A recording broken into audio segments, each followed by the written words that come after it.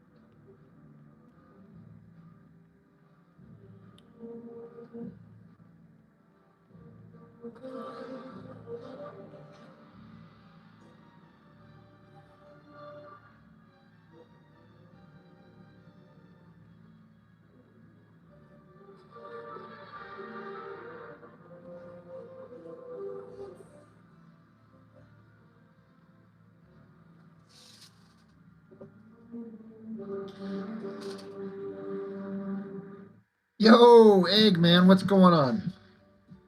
How are you?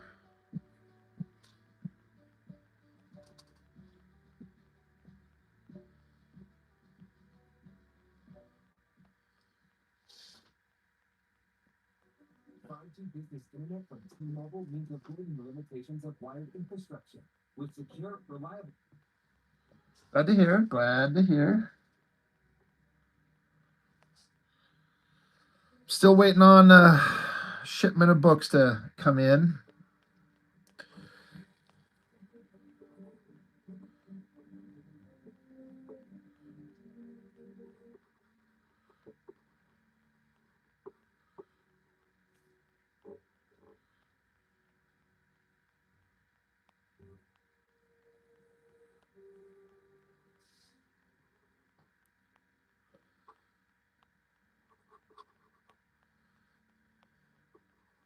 I appreciate it. I'm just kind of anxious just to get them in hand. I've got another batch in addition to yours to get sent out, so it's all good.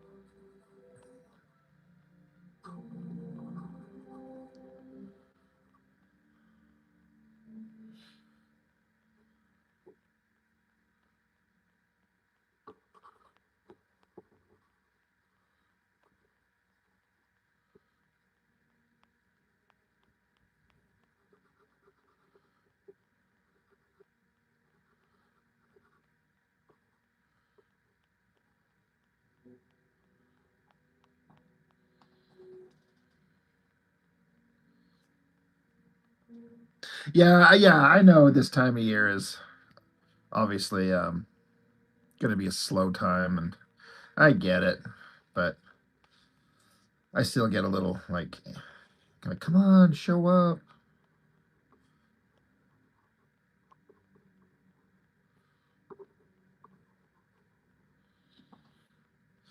How you doing, Roland?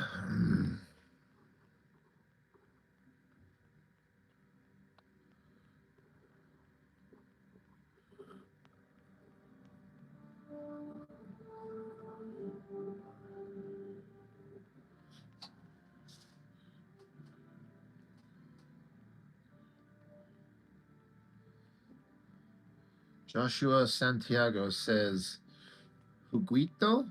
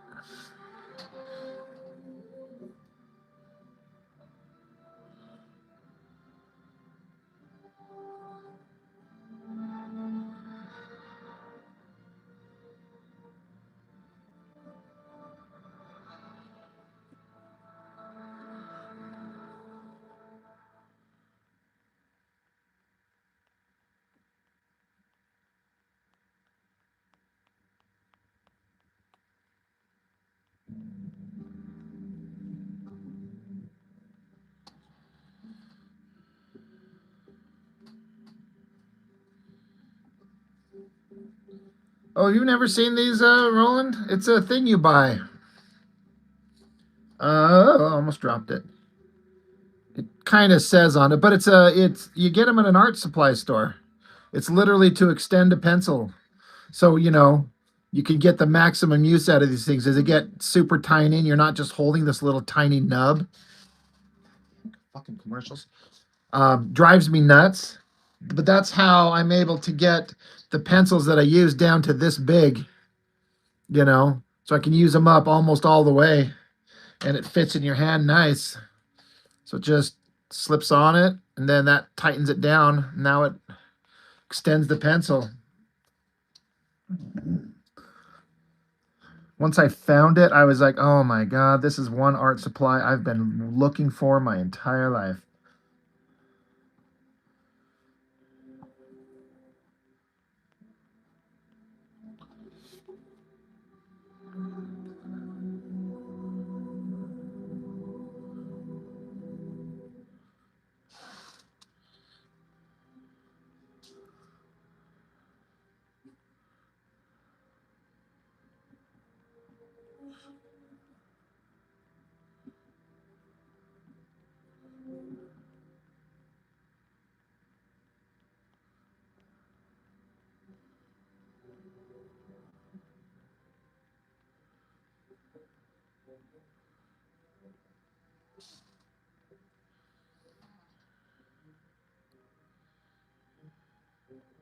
Yeah, that makes sense. I could see how it could definitely look like that.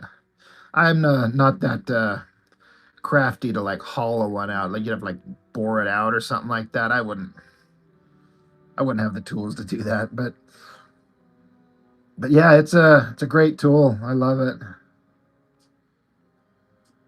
Because man, nothing is more frustrating for me than trying to draw in pencil and holding a little guy like this. Because you just lose. I mean, for me, it's all about being able to brace the thing up against your hand. You know, be able to hold it. But this shit sucks. So, such a nice thing to have. Merry day after Christmas, everyone. How you doing, man?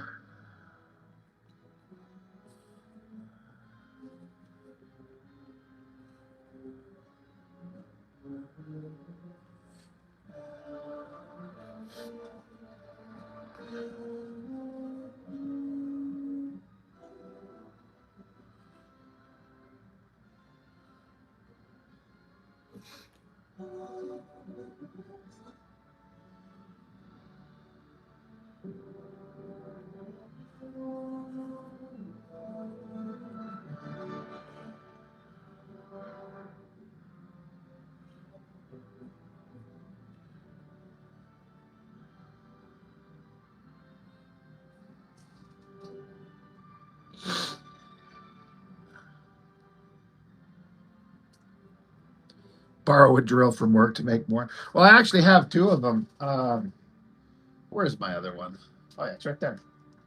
I keep my blue pencil in one and then a regular wood pencil in the other, so I don't have to switch them around. So yeah, they're really nice.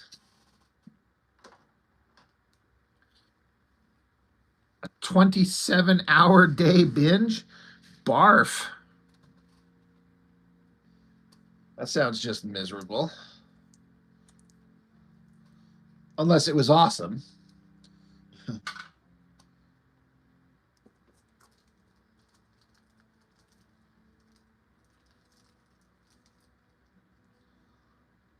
Huh. Indeed.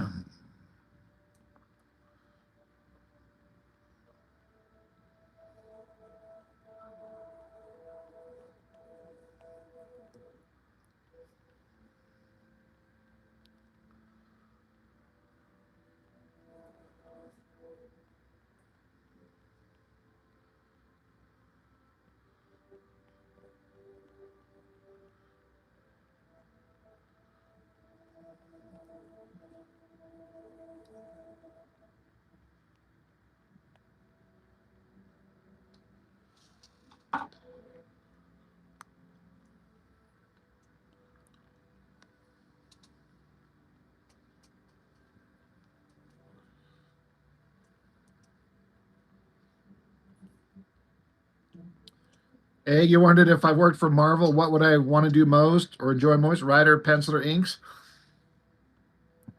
I certainly wouldn't want to be a writer. I mean, I like coming up with stories, but I've thought about it. I'm like, I try to imagine being a writer and coming up with stories consistently, day in and day out, month after month, with no real break. I feel like that would be like, I feel like I could probably come up with a storyline, but then suddenly it's over, and then you just got to keep going, keep going, keep going. But I'm also not a writer. Pencils, obviously. I would do inking. Um, I'm not. I think I'm okay. I don't think that I would. I don't know. I was gonna say I'm an okay-ish inker. They would only pair me with a shitty artist, and maybe together we could make something that actually looks kind of good. But I actually really enjoy inking a lot. I just I'm not very good at it in terms of as compared to the ink lines that I want to get out. But yeah, obviously, drawing, penciling. I want to tell the story visually. That's where all my focus comes in. Yeah, I could be their editor. How about that? I don't know enough about the current comic book marketplace. All I would know to do is like do it like we were doing in the 80s and 90s, you bunch of idiots.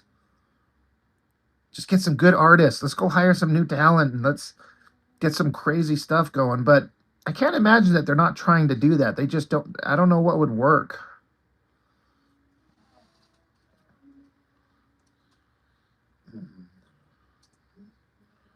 Captain 007T says I should drawing tutorials instead. I mean, I've kind of thought about doing. I've done a few, one or two small ones like that on my YouTube channel here, but it's kind of hard for me to. I say this and then I get really opinionated when I'm doing things to like try to tell people how to draw. This is how you should do it. I guess it's all about the skill level of the person I would be teaching, or maybe beginners. I could certainly teach them or show them some stuff.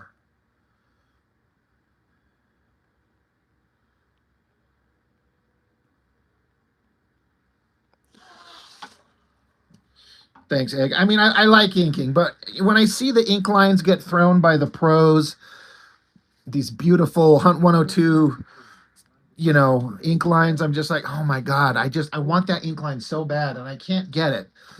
And it's one thing to ink over myself, um, but trying to ink over somebody else when you have to like kind of get what they want, that becomes a trick.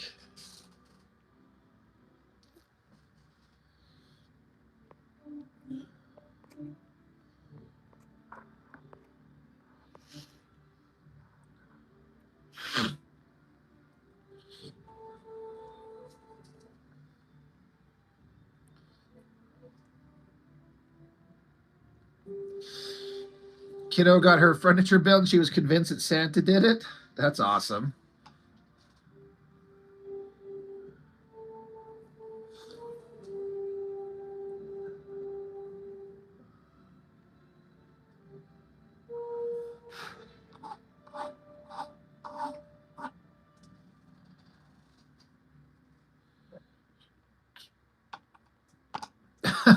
Whenever I dissect Liefeld books, most importantly, how not to do the layouts.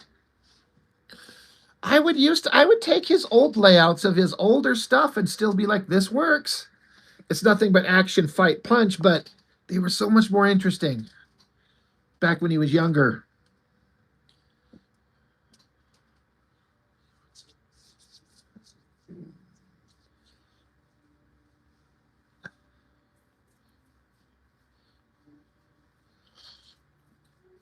I actually would like to practice inking on some other people, but I'm so kind of overloaded at the moment. I don't know when I would get to it because I have to. It's not just a matter of somebody sending me an email. It's like I have to get the email, then I have to save it to a jump drive, and then I have to drive to a place where I can get it printed out and have it because I do everything physically and I don't have a printer at home. So it's always other extra steps, but it's something I enjoy. I definitely enjoy doing. In fact, I've already got one thing that a guy sent me to do some inking on just for fun.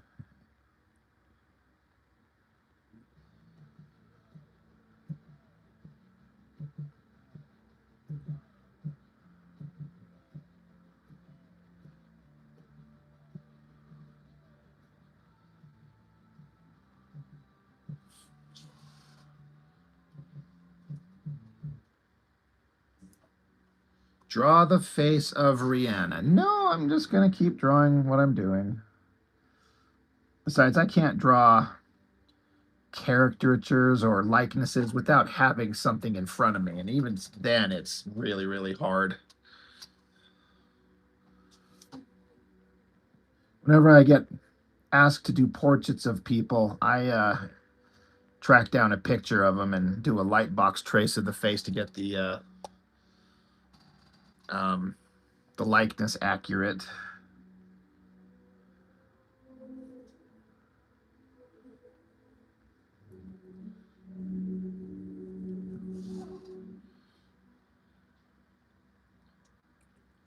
I heard about that, Roland. It seems so impossible to believe, but like also, of course, Liefeld submitting work without any hands or feet.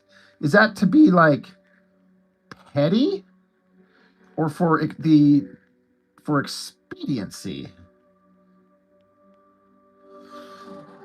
Panda, what's up? It's so nice to be able to have certain names pop up and I know who they are instead of that alternate version. Since you found that, Mr. Panda. Right, that was you that found out how to correct that.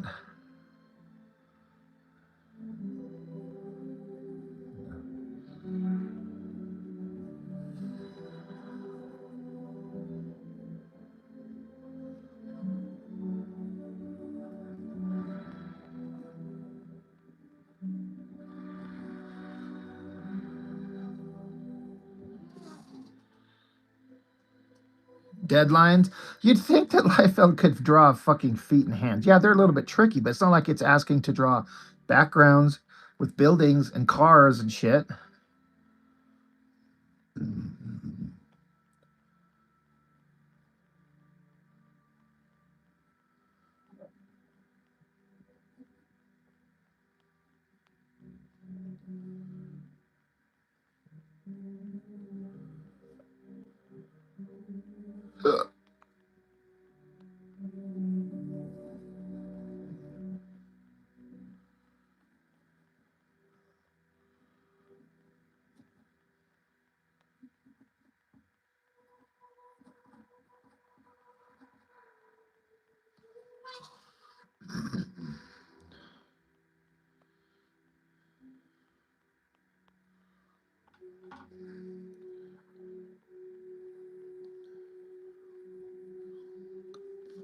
When am I going to start a fundraiser by the end of this year?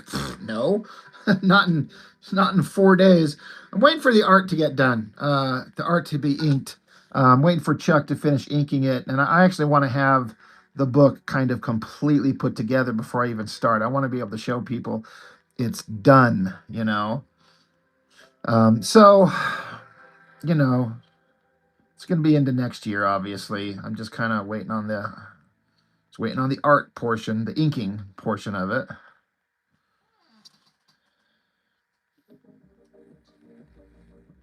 That's interesting, Roland. By issue 3 of 5, he was so far behind. Yeah.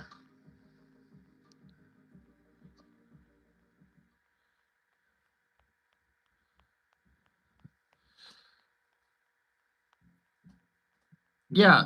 Panda, hold on.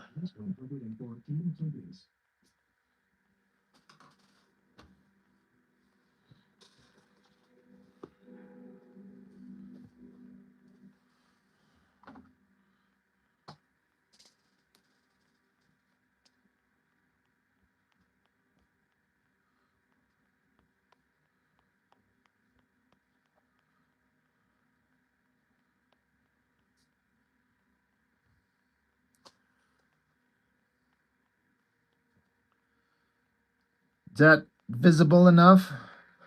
It's ROBNOR101 at yahoo.com.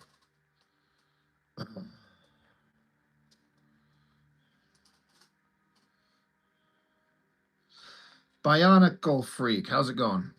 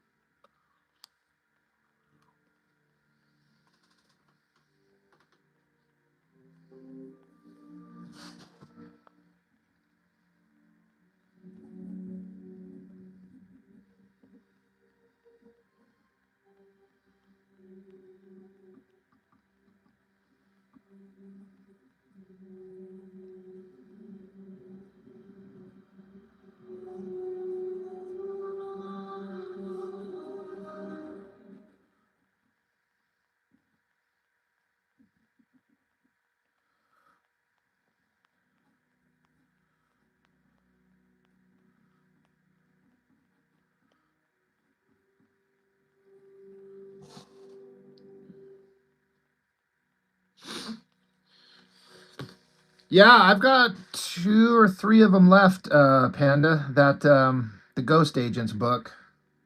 Um, yeah.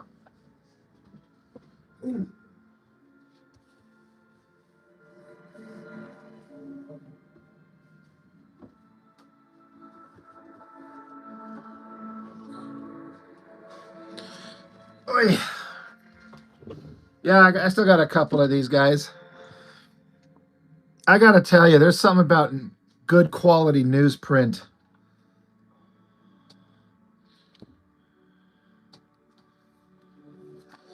and getting to see my stuff on newsprint. It's just something about the way that those colors reproduce that just, man, I like it.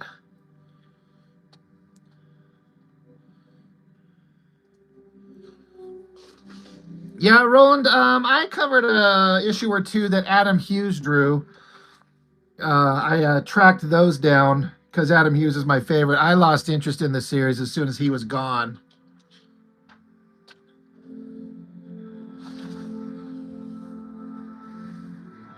But yeah, there's just some crazy about it.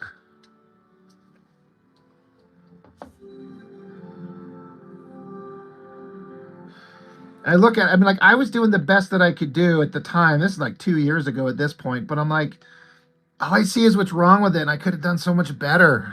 It's kind of frustrating. But how often are we ever like completely satisfied with what we've done, right? And then everything else in this thing by everyone else is just really neat stuff. A lot of dot designs in it intentionally.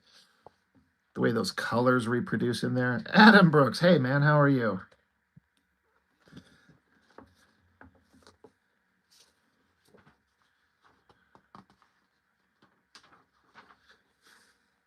This one I thought was a little. They intentionally gave it a blurry effect because she's in some kind of like alternate dimension. And so they did it to make it feel like kind of odd, but it just makes it hard to look at. And so I don't actually kind of dig that.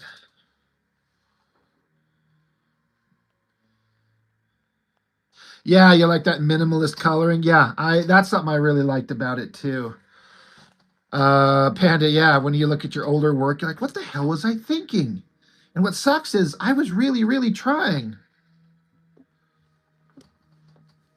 Yeah, I was actually wondering about 3D glasses. I did ask him, is this supposed to be 3D? And they're like, no, it's just because we wanted it to be weird. I'm like, oh, all right, well, that's a choice.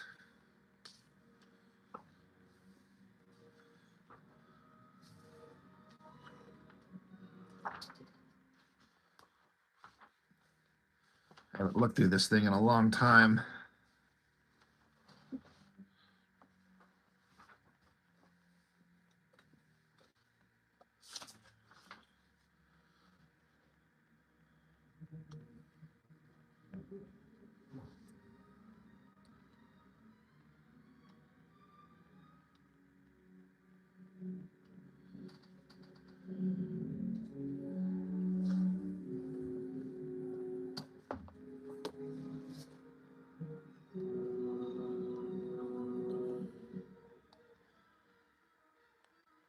Of course, on the flip side,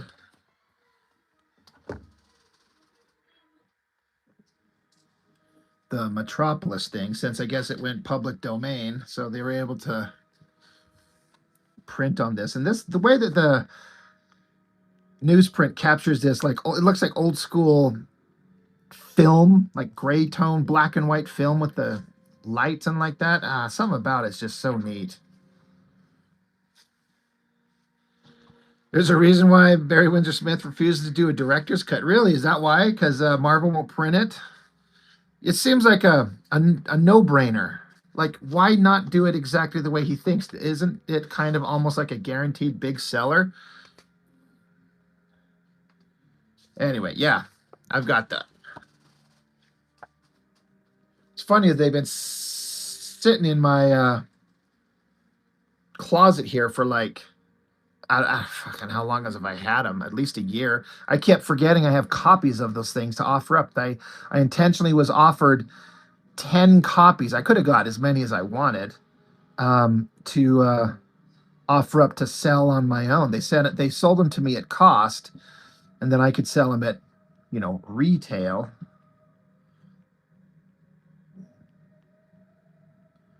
But then I just forgot that I have them, and I just forget to offer them up to anybody. Yeah, you should talk to Scott Dunbier. Yeah, get a artist edition going through those guys.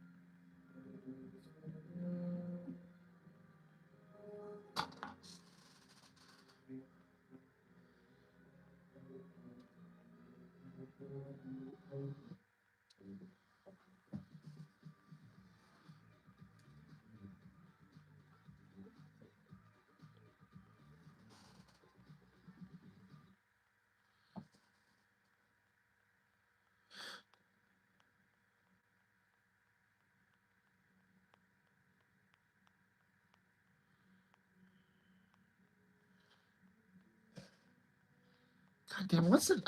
Sorry, I'm trying to create a piece of artwork for a friend. I got this gal that I know that asked me to draw her in kind of like an anime kind of style, and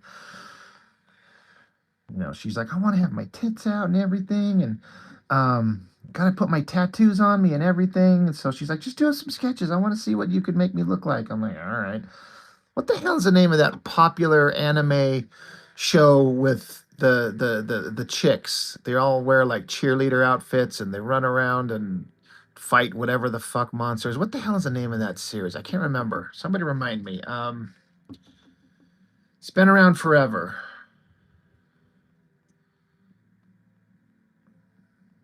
My brain is absolutely not. Sailor Moon. Thank you, Jesus. I don't watch that shit. But she's like, maybe in a skirt like Sailor Moon or something like that. Yeah.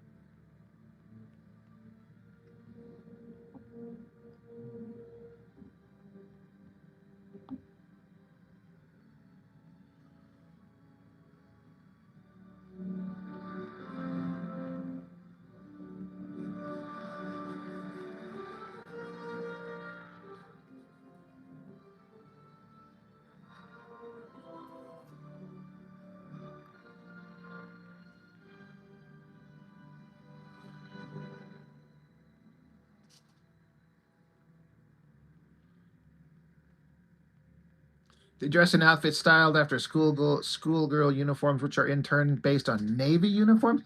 I never knew that.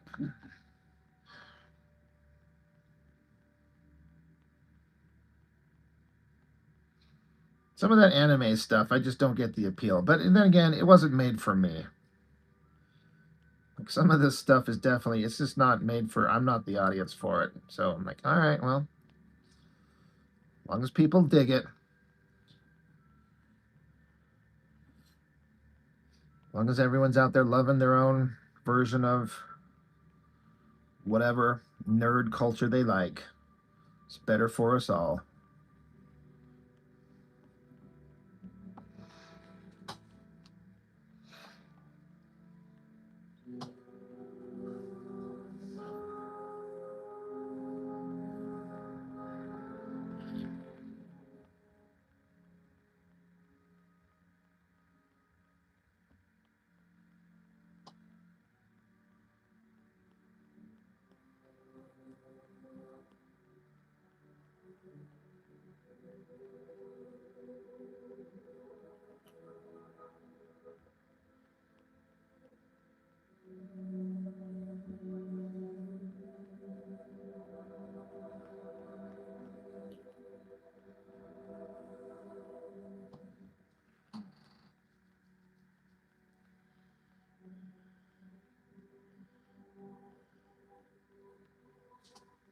That's awesome. I mean, that's interesting. All right, I think I'm gonna take in this one as far as I'm gonna until I know anymore. There's not much else I can do to it. I don't know how I'm gonna make this look like her.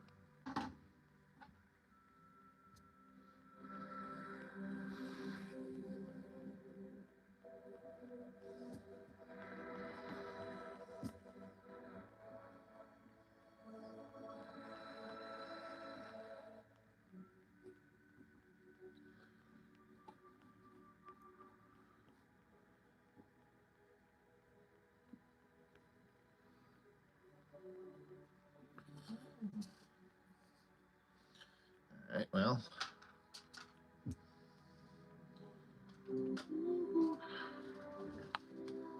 guess I should finish penciling this alternate cover I was doing the other night.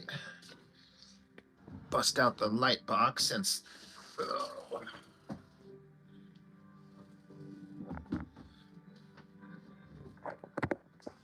jeez.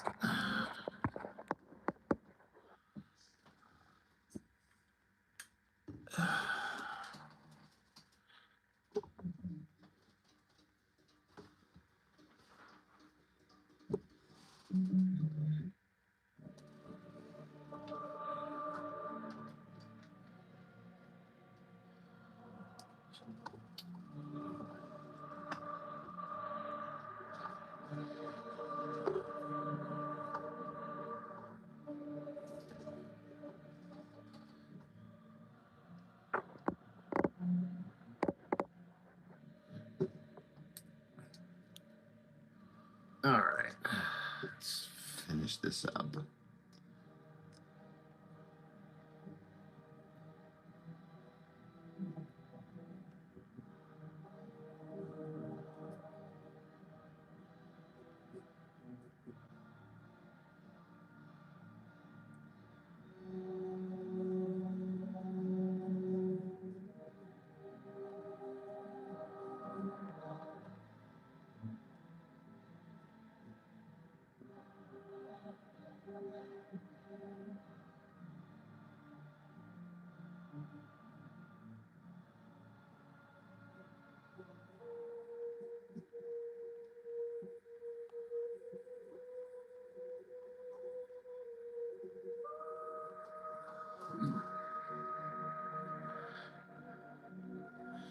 No, this one's not for Chuck. Hopefully, it's for someone else. For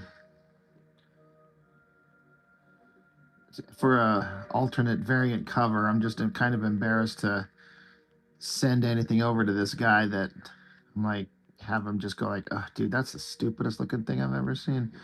Because Chuck's finishing up the obviously the art for the main book. And then he's still got the hour cover because we got the main cover that's me and him. So I'm gonna, like I said, I'm gonna send this over to. Well, I'm gonna show it to a guy and see if this other guy, if he's interested in inking it, and if so, then it if he's gonna do what I hope he does, it has the potential to be really really awesome. So we will see.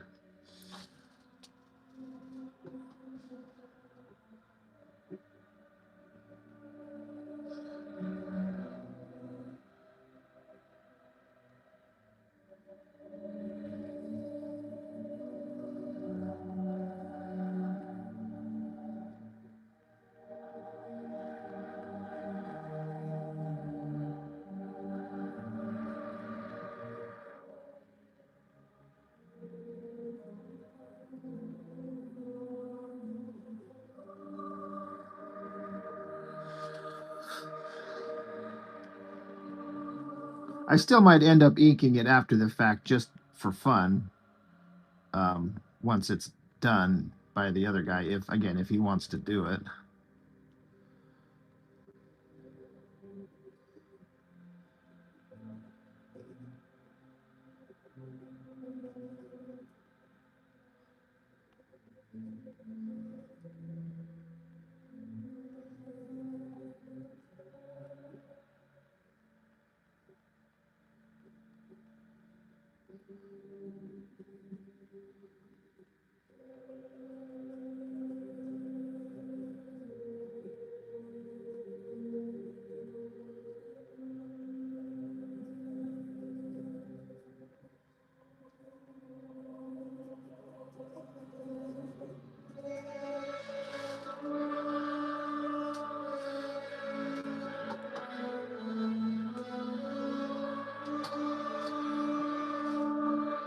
I think he's kind of. I would consider him kind of in between. You ever see Liefeld's Last Blood book that he was doing before he jumped away from that to do the Youngblood thing? Have you seen that book?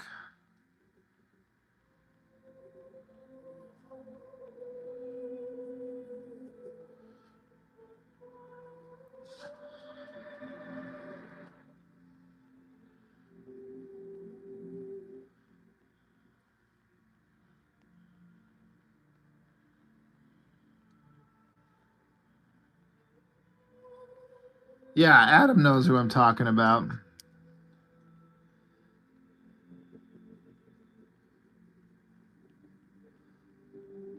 Again, I haven't even. I mean, he asked me. He said we should collaborate on something, and I haven't really approached him with, "Hey, we should do this specific thing."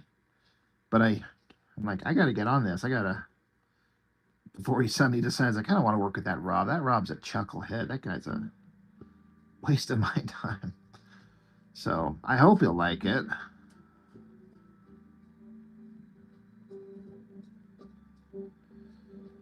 But as always, like I've said, it's kind of nerve wracking when this guy is doing professional work and I'm just this nobody over here with the big mouth on the internet, and somehow it's translated into people wanting to work with me. Commercials. No, not Danny Meeky. Absolutely not. I would rate that guy as a industry professional for sure. His name, I forget his last name. Yeah. He's the guy that did like the manga gray tones on that special edition of Last Blood, and holy shit, does it look amazing.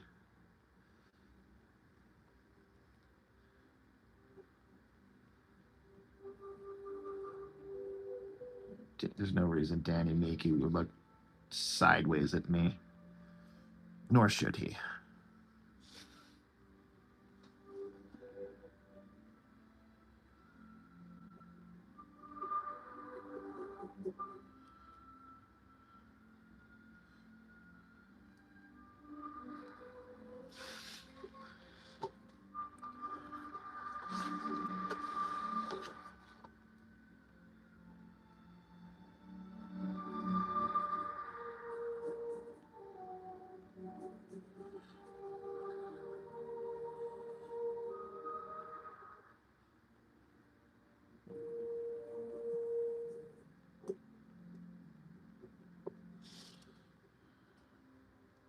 Yeah, that's the name. Thanks, Adam. I really appreciate that. I kind of knew it's an odd-ish name, and I didn't want to mispronounce it, or so I'm like I don't know how to say his last name.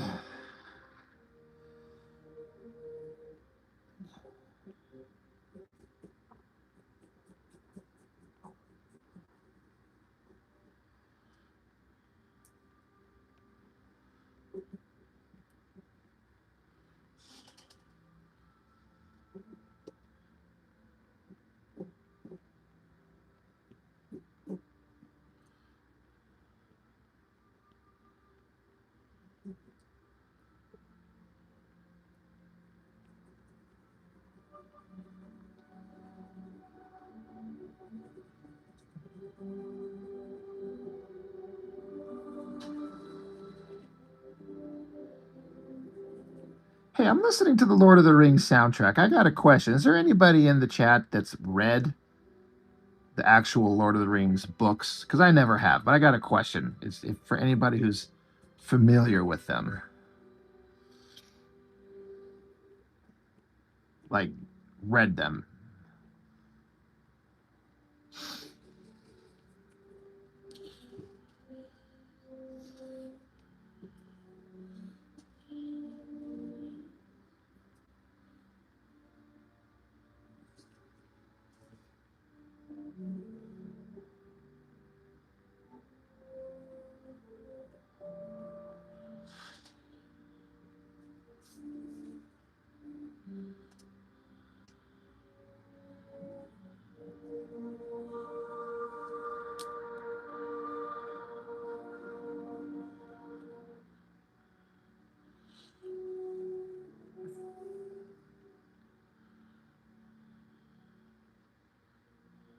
Dax, she tried but couldn't get into them. She probably did, but I got a question for somebody here. What I'm wondering is, because I'm listening to the score right now, and one of the most emotionally satisfying moments of the entire movie is right at the end when Aragorn gets crowned king, and everything's going to be okay,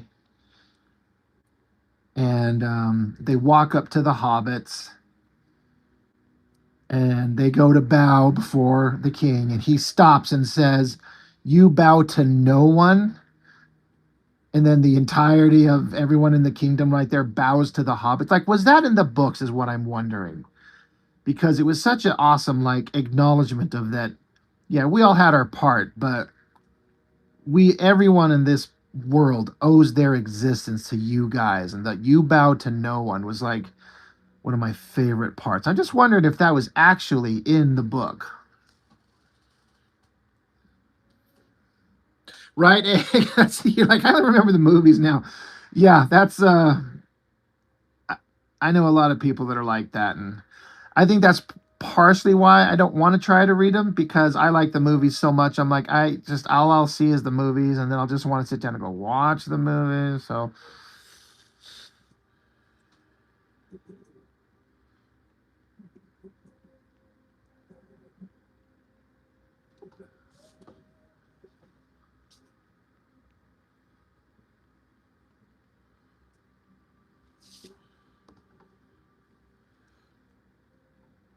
it's a shame how much they've butchered the Lord of the Rings film franchise with those stupid ass Hobbit movies, and then these Rings of Power stupid TV show.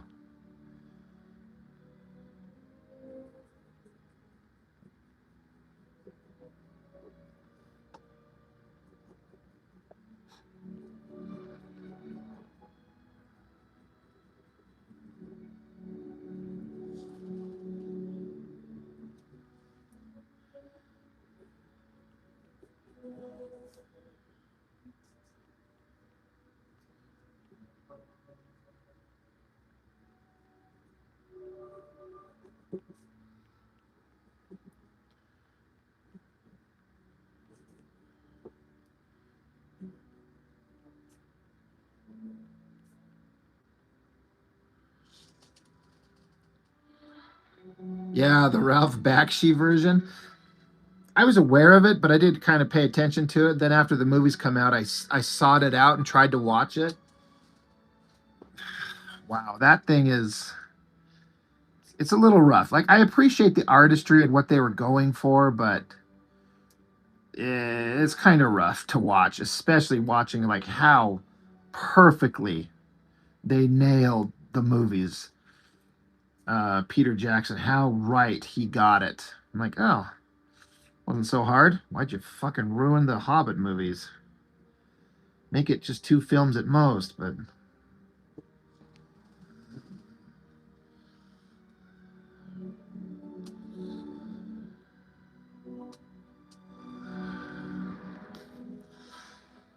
Panda, you couldn't even get past the first 15 minutes of the first Hobbit movie. See, Out of the Peter Jackson films, the Hobbit movies, the first one is the only one I kind of like. There's bits and pieces in each one that are good, I think.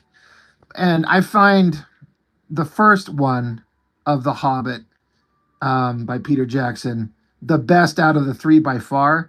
And there's some I've watched that one a couple of times, but the second one I've maybe seen two or three times, and the last one maybe once all the way through. And it just becomes like, nope, you guys just ruined this thing.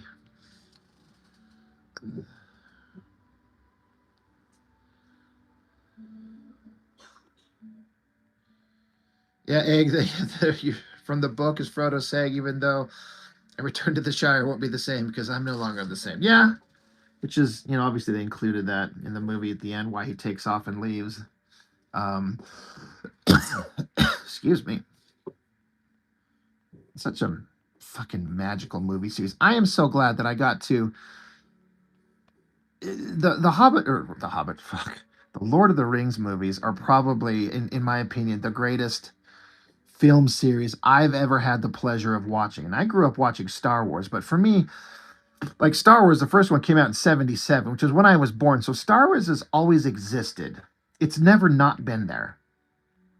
But I got to like witness the movie trailers for the Lord of the Rings movies. And I got to go in as a young man and watch them and experience them and just go, holy shit, that was so good. I hope the next ones are just as good. And it ends on such a perfect note. Like I got to experience this perfect movie series that I know that I'll be able to watch forever. It's so satisfying in every way. And so yeah, even though I grew up with Star Wars, it doesn't help that Star Wars has been just butchered to death and it's not anything I can even enjoy anymore. Like I can still watch the originals, of course, but it's all a little watered down.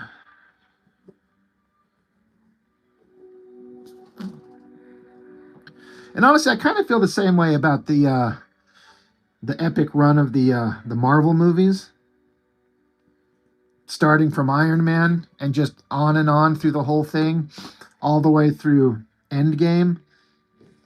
All those characters and all those adventures for 10 years of just great movies. I'm like, oh, but Lord of the Rings is still the best.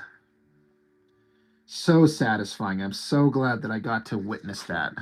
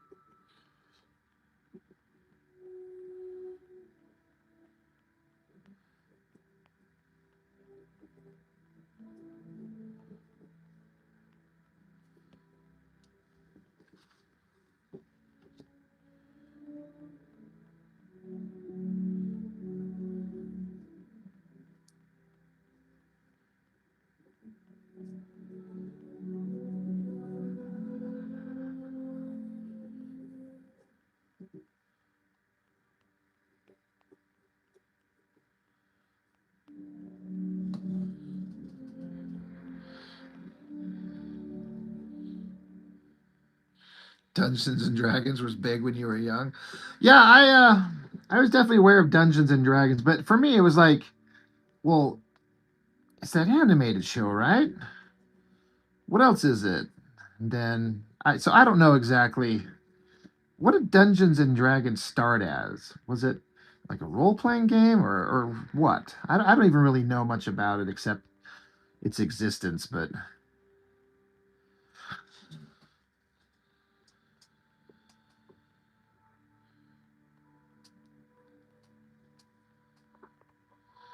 Dax, I've been doing good.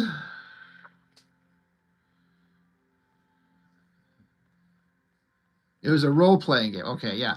Geronimo, the first Hobbit movie in high frame rate was one of the worst things I've ever witnessed in cinema.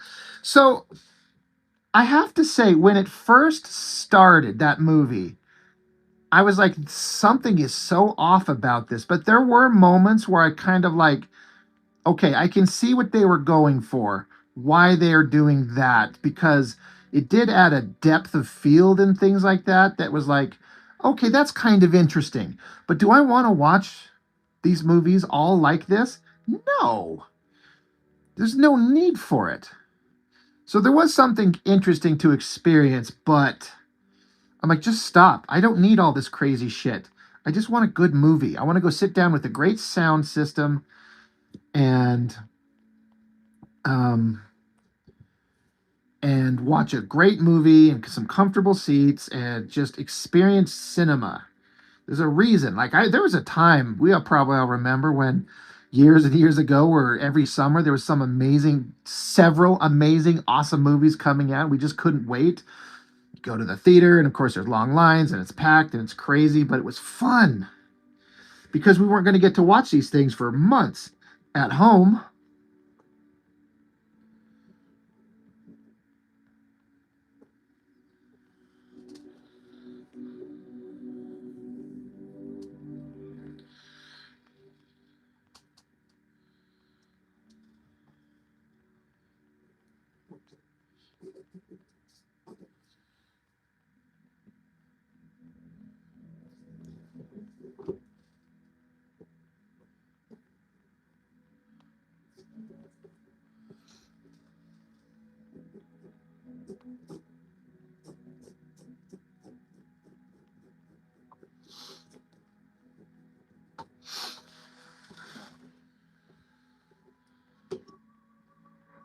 Ang Lee's Gemini Man. See, I don't know. The only one I know for sure, and it's obviously the only one that I personally ever watched for me, was that first Hobbit movie.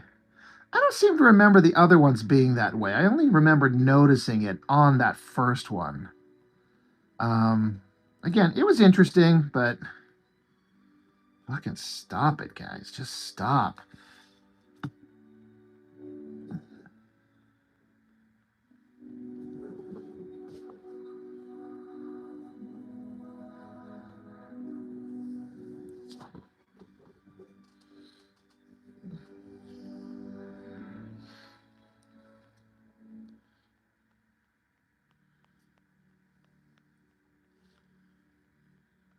Yeah, Panda, with the exception of the five armies. Yeah, I was like, boy, this all that time and effort and money they put into those fucking Hobbit movies, and the cultural impact is like zero. You know what I mean? It's like I don't care about any of these creatures, any of these people. Nothing here is interesting. I think that they did the dragon right, Smaug. Um, because I've always felt like dragons should be epic god creatures that just look down on us, and I feel like they got that right. For especially, I'm saying that as somebody who's not read the books, but I kind of have an understanding what he should have been, and so I feel like they got Smaug correct. And I thought the riddles in the dark portion, is that what it is in the first one with Gollum? I thought that was done really well. Um, yeah, there was some neat stuff. It's limited sporadically through the Hobbit movies, but not enough to make me want to revisit them.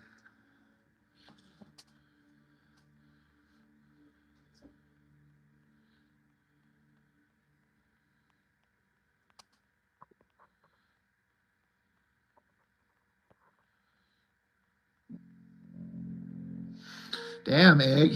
You loved those books when you were a kid. You were homeless from 16 to 19 years old, and a friend of yours lent them to you one book at a time. You'd read them in the car at night. Wow. That's that's rough, man, but what an interesting way to kind of like get through it, you know? Have something to kind of entertain your mind.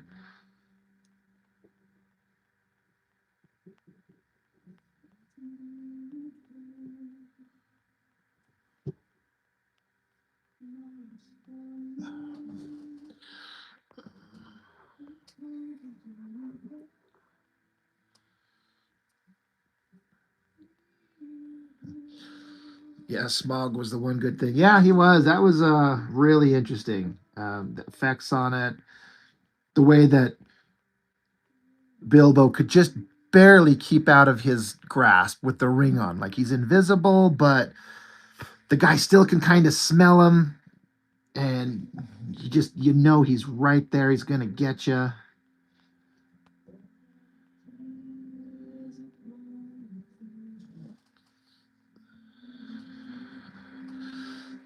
Mello, I'm always working, dude. You're the one who's always working. You are always making art.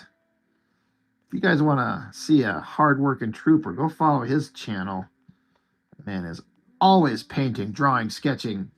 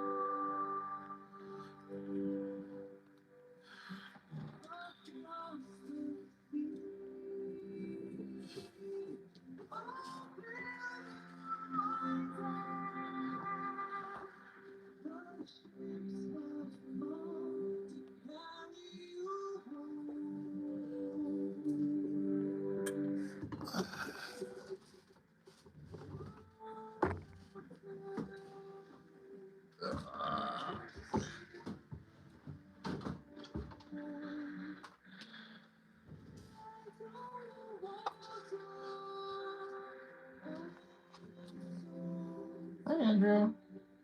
You all right, Bubba? Need anything? No, I'm just chilling. Okay. Mine came over and say hi. Well, come say hi. Come say hi to everyone who's watching. Hola. There's my boy. I have returned from the dead. You have returned from the dead. What'd you get for Christmas from your mom? Oh yeah. So one of them I got a little bit of a mix up, but that's fine. But I got a literal dinosaurs versus aliens, and I have a literal rocket ship, and I got emotion plushies, which I just decided to shove in the rocket ship, and it's pretty funny, and I just call it the ROE, also known as the Rocket of Emotions. Wow. And I literally use those type of things all off of Titanic because like RMS Titanic. Why not use ROS? You like the Titanic, don't you? You like the boat and all that type of stuff. Remember when I took you to the Titanic exhibit? That was fun. I almost lost my soul. You did lose your soul. Because you didn't know we were going, huh? Pretty much a rumor. Suddenly, we were right there at the Titanic exhibit. That was fun. But yeah, I just came over to say hi. Thanks for saying hi. But yes, remind me if you need me, senors. All right, my son. My little burgeoning YouTuber over there.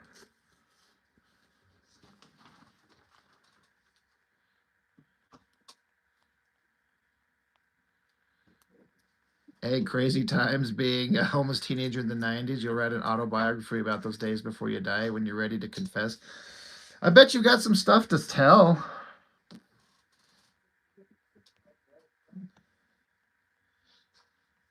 Yeah, my boy.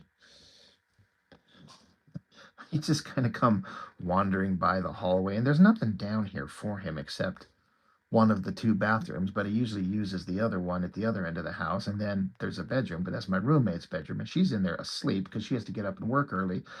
So I'm like, he's bored and he wants to come play on Daddy's channel with him. Nice, sweet little guy.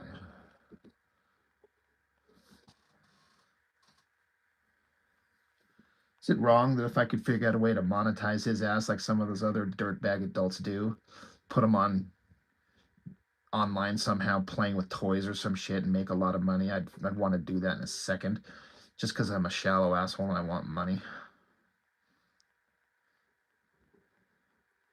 really made me sound like I'm a douchebag, didn't I, right there? Yeah, Roland, it was so there was a lot of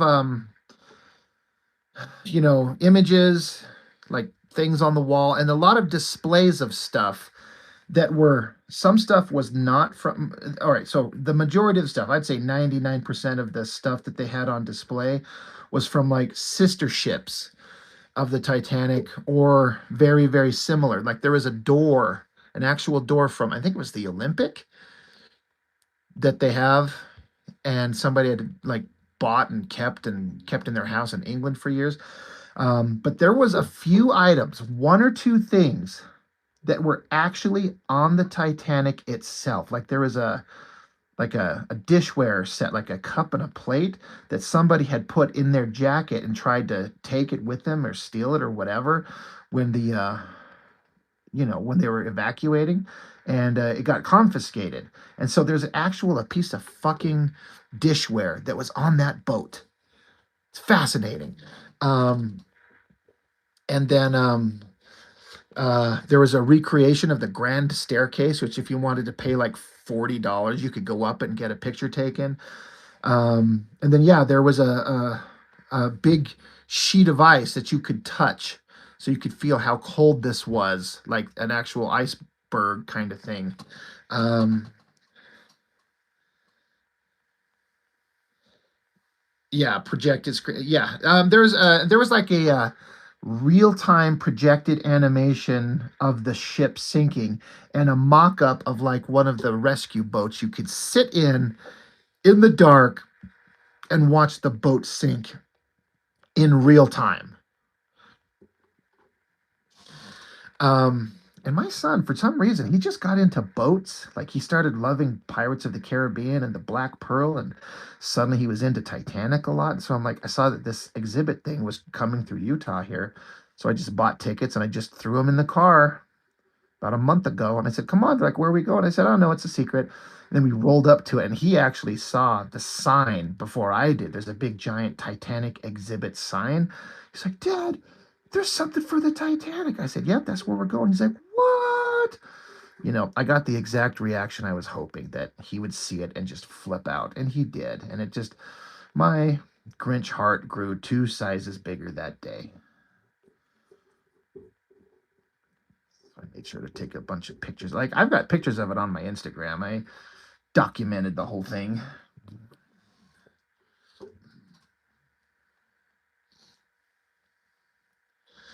Yeah, man, as he gets older, continue to dress up like he's younger so he can continue doing his unboxing videos, right? It was something like that.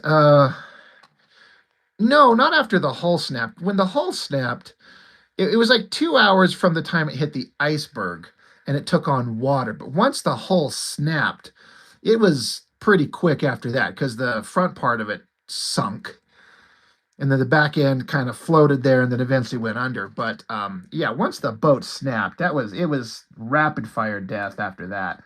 But it was just the hitting the iceberg, taking on water, and it slowly filling and going down by the nose. Can you imagine? You know what's even crazier is they were talking about, you think about it, like we all think of the movie, but you have to be able to see the movie. So there's like light out so you can see them. But I don't think that there was a moon out. So it's pitch fucking black except for the starry sky and whatever flashlights people had. And once the power went out on the boat and the boat sank, you're on the ocean in the pitch black freezing. Like you can't see anything. And that makes it 1,000 times scarier, being just in the dark. Like, that's just horrifying.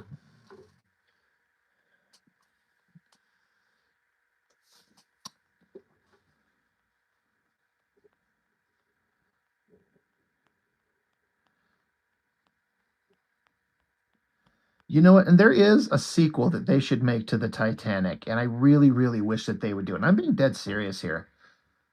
Um,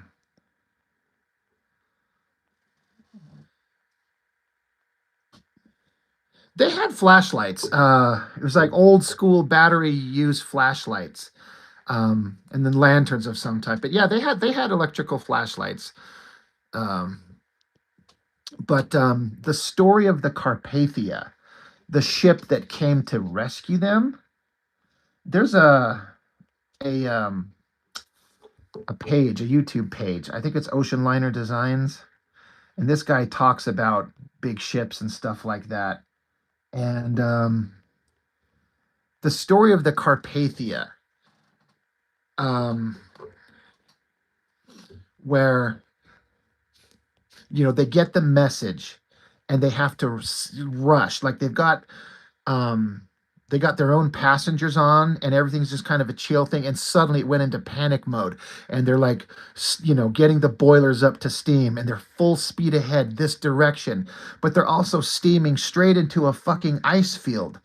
But the captain says we got to go full steam, like we got to go, and they actually narrowly avoided an iceberg themselves. Like they saw one coming out of the dark and they had to like crank it over hard, and they expected to find a boat still afloat with everyone on board, and they just come to the boat's not there, and they eventually just find the boat's just floating in the water, and then pulling the people out. Like this documentary of what the Carpathia did to rescue them is like a perfect sequel.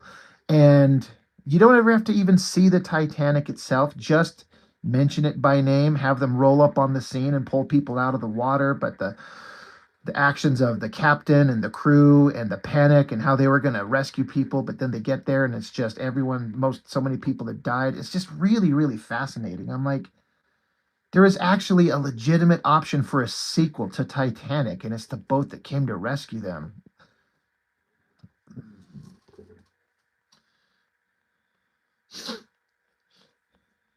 Yeah, once my son really got into Titanic, I played the movie for him, and he actually sat pretty riveted. I skipped by the titty drawing scene. I'm like, I don't want you to go home and tell your mom. Like, we watched Titanic. My favorite part was when the girl's boobs were out. I'm like, me too, son. Wait, don't tell your mom that. Um, but yeah, it's really fascinating.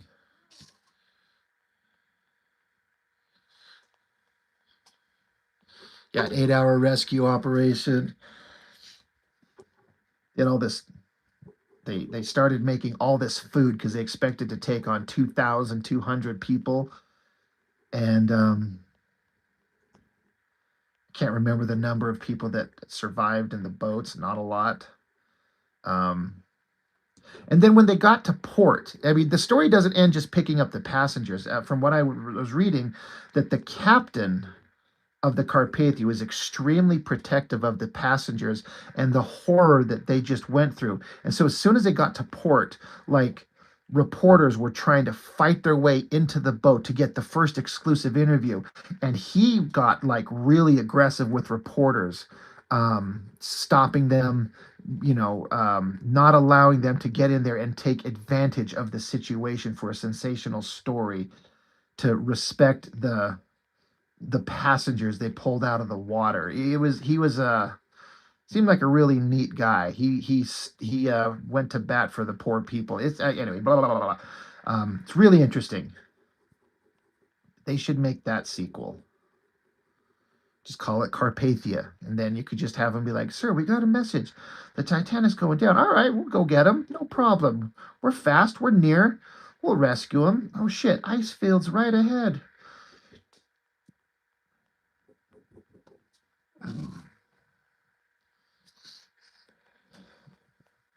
Yeah, Cameron drew those sketches. Yeah, that's his hand actually drawing the actual draw. I wonder if he had Kate Winslet pose for him naked and drew that. Like, how does he get that art? I wonder how that went down. But that's a kind of a thing I like about Cameron. He's a talented artist. Like he can draw. I'd like to draw Kate Winslet like that.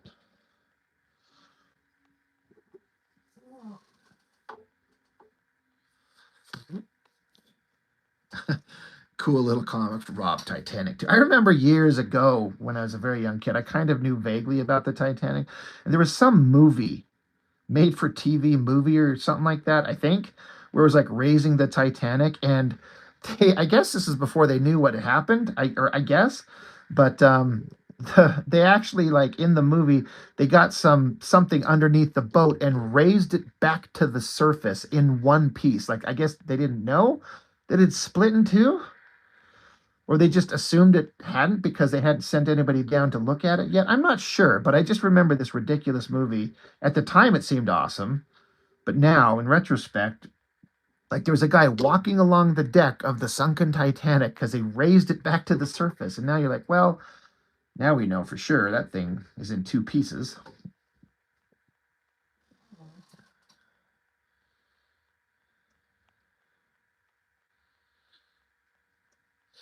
Cheapest tickets on the Titanic were 1,200. That's crazy. Used to have a hardcover art book with all of Cameron's work. I'd like to find something like that. Didn't he say, Cameron say that the inspiration for the Terminator came from a nightmare that he had? Titanic meets Ghost Ship, right?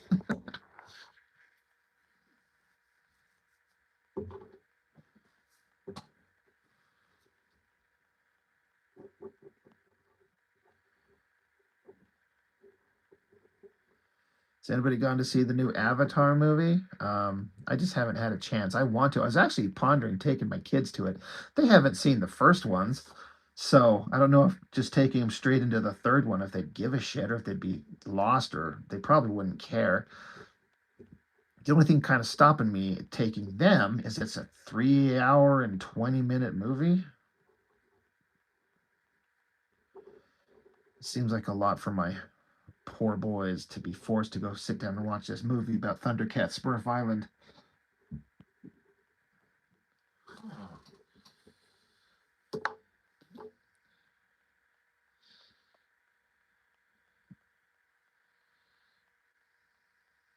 Yeah, Panda, you just heard. Yeah, it's been out for like 2 weeks or something, at least a week.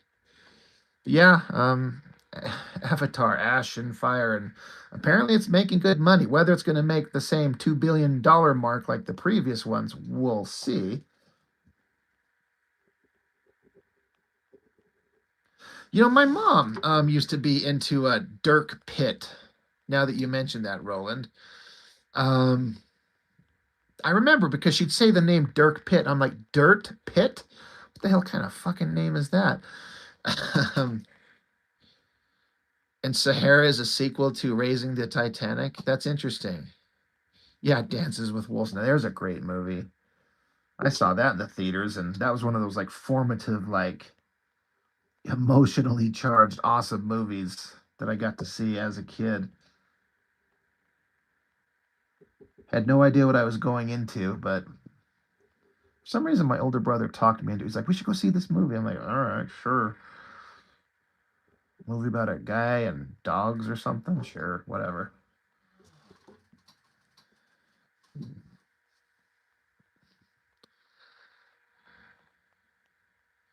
Yeah, yeah, they were filming bits and pieces of them both uh, together.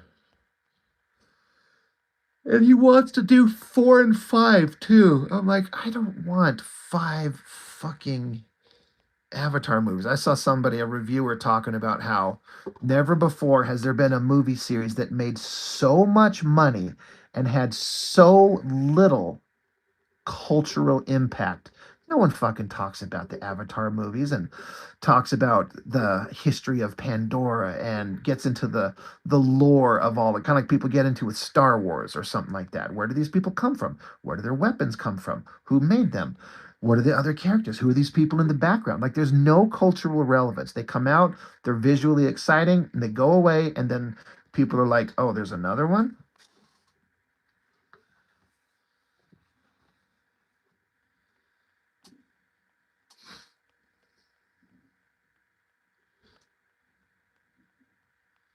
The original Fast and the Furious is just a remake of the original Point Break. That's a good point. Man, I love Point Break. That's one of my all-time favorite can watch anytime movies. Panda, yeah, Dances with Wolves. It's such a great movie.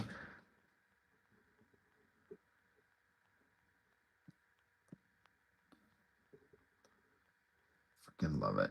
All right, I'm just overworking this thing. I need to stop.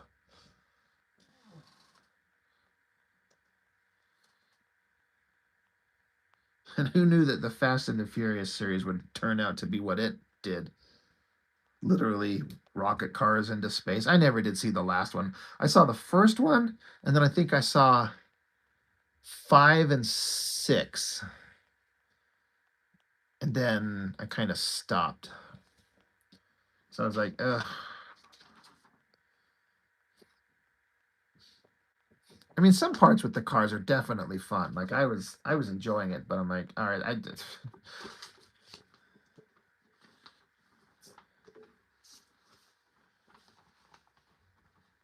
We all stopped. Yeah, I'd have to say, as much as like I don't want to see much of any more of the Avatar series, I have to say, like the first Avatar movie in the theater in 3D to this day is probably the most visually stunning thing I've ever seen. It was just unbelievable.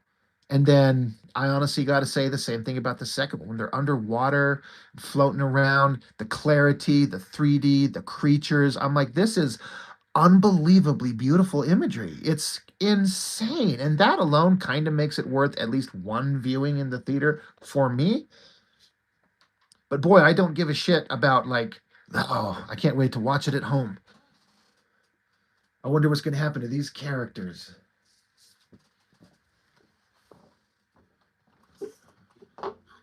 We all stop.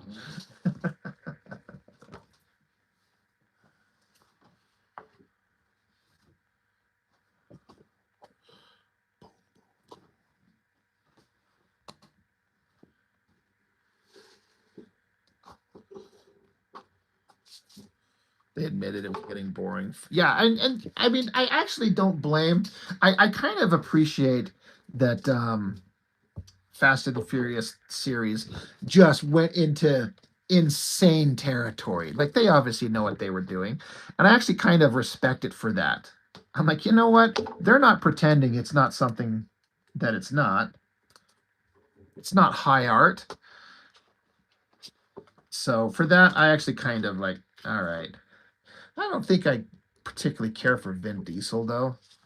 Kind of honestly have had enough of him.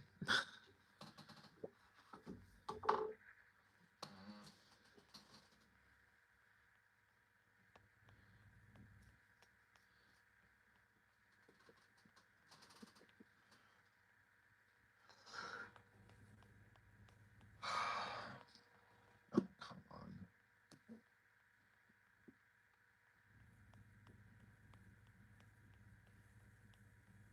We met in high school, and is 10 weeks old. We had this big plan to purchase a new home. You know, I gotta say, I am fine with long movies if I'm invested in it. That's the trick. Um, like there's been movies where they're really long, but I'm like, if I'm into it, I'm invested in it. I mean, I don't care if it's good. I don't want it to end. I'm fine. I'm here to watch it. It's when they're a boring slog. You're like, shoot me. And I honestly, I don't get the same viewing experience watching them at home because it's too easy to get distracted. It's like, oh, I'm sitting on my couch, I'm relaxing. I could doze off and take a nap. Or I start browsing my phone, even when I know I'm like, I really want to watch this. So going to the movies kind of forces me to watch it. And I like that. I don't like paying exorbitant prices for tickets and snacks, but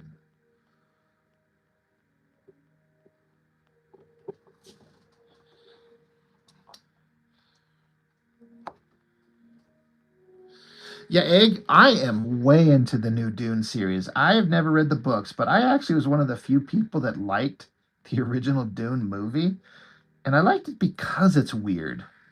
But there was a lot of the lore that I was kind of into. This is different. And when that first one come out a couple years ago, that was one of the best movies I'd seen in a long time. I still think the first one is better than the second one, but I felt satisfied big time. I'm like, these are awesome. I am digging this a lot.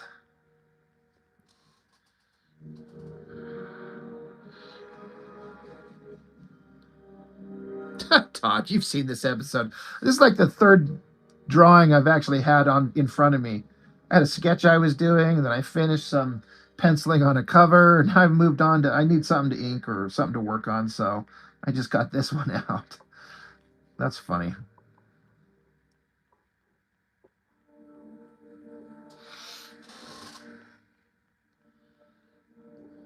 Yeah, the I never heard of Timothy Chalamet. Um, and then it wasn't until I found out about him, looked into him, realized I'd seen him in a couple of things, but I didn't know. But I actually felt like I liked him. I liked his portrayal. I like his character. I love the use of the voice, the way they did that, because I remember in the original Dune, the use of the voice was one of those things. I'm like, that's so creepy. It's so weird. I'm like, how are they going to do this in this new movie? And I think they really nailed it. So good.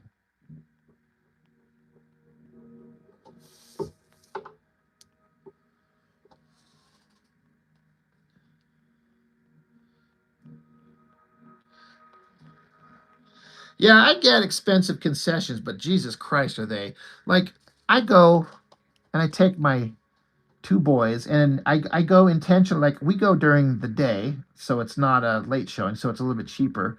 But and if I go, I take my kids, I usually am like I'm gonna splurge a little bit, right? But I spent almost $100 on tickets and grub for me and the kids. 100 fucking bucks. Now again, I was like, "What do you want, kids? You want a bag of cookies? Great. You want a bag of M&Ms? Great. You want a water? You want a Coke? I want a Slurpee.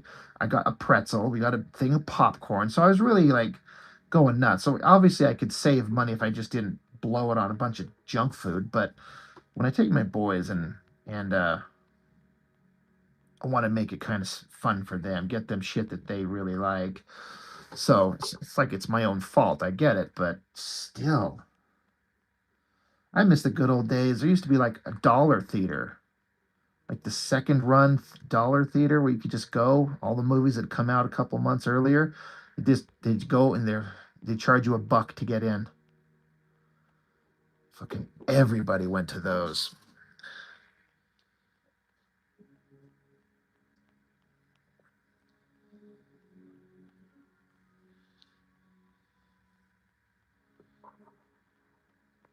Oh yeah, I smuggle stuff in. It's easier during the winter when the weather's cold. You got some bulky pockets as opposed to it's summer. Um, what am I gonna hide them in my t-shirt?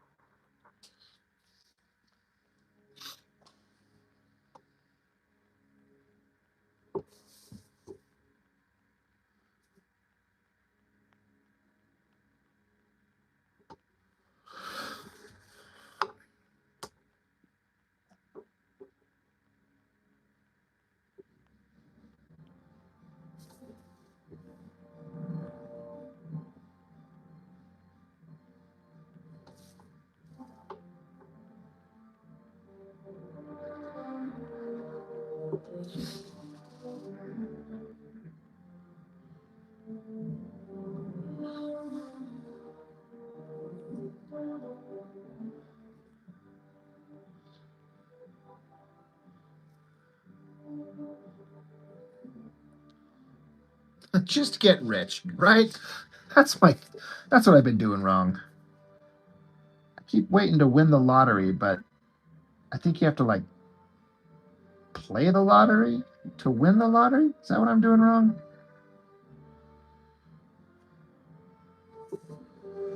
Oh well.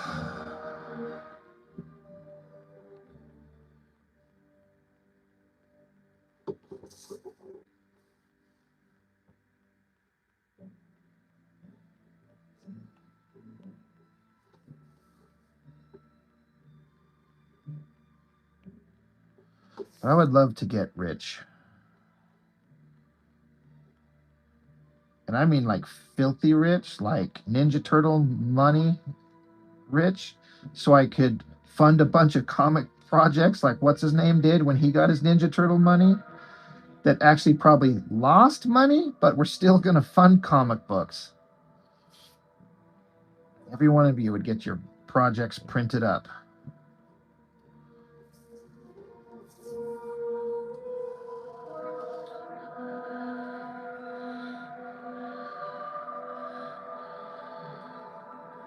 You'd like to see The Last Starfighter in theaters? I would too. That's one of those movies where this might be heresy to some people. Like, I would actually like to see them redo the special effects on The Last Starfighter.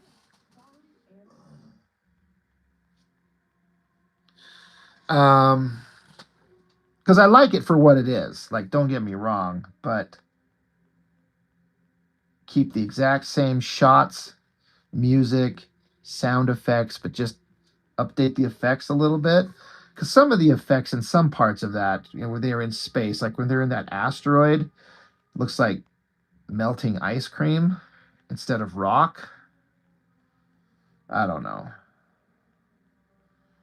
You know what's mind blowing is that the actor that plays Grig, is the same guy as the old man CEO of Omnicorp. Is out in RoboCop, OCP. Behave yourself. Same freaking actor. No way you'd know, but once you know it and you hear the voice, you're like, that is him.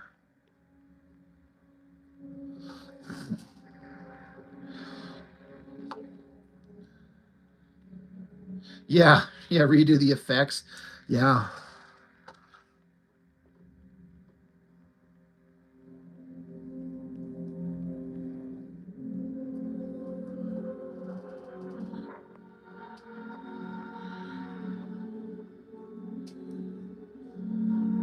Panda, right?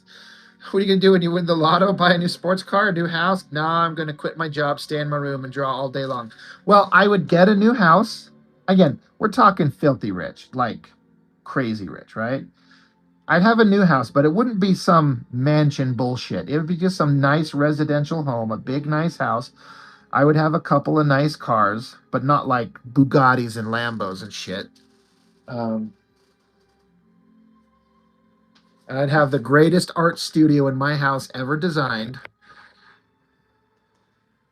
And I'd get it all set up and be ready to go. And then suddenly I'd just have a heart attack and die and not get to enjoy it.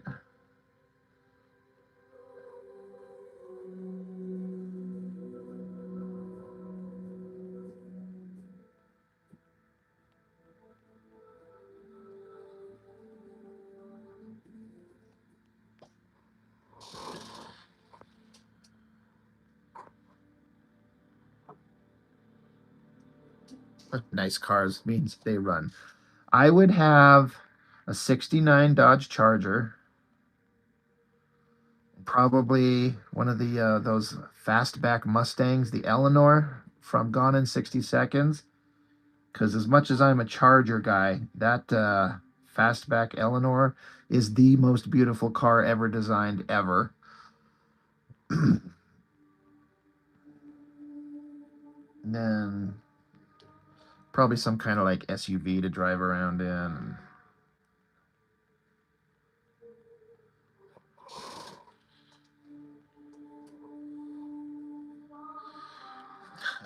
Rob, he spent it all on a lifelike fisto arm. Hell yeah. I want a big giant gauntlet to wear on my fist. Check this out. Why is everyone making fun of me? This is brilliant.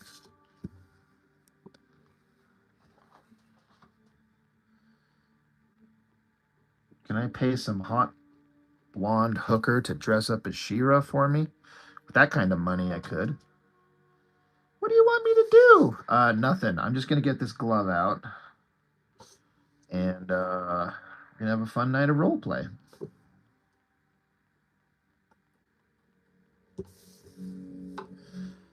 You volunteered, didn't you? I'm paying you, aren't I?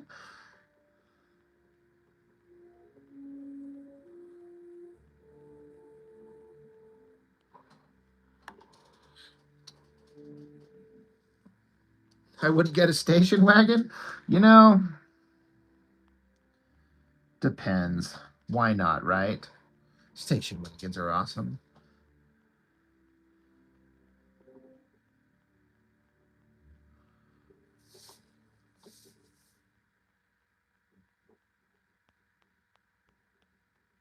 And that 245 airbrush cleaner to me is one of the best, if not the best airbrush cleaner in the industry because it's gonna clean, it's gonna do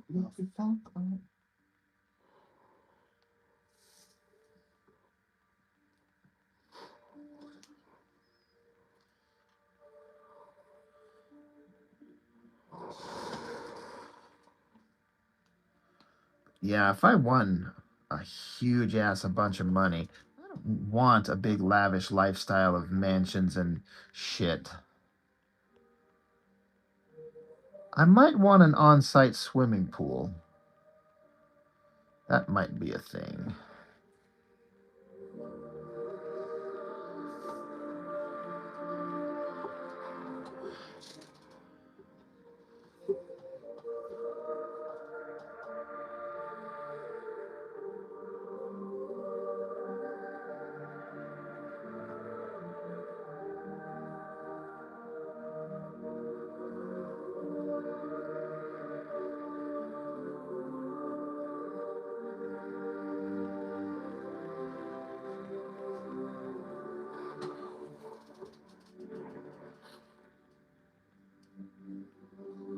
But yeah, honestly, all I'd want to do is just make my art.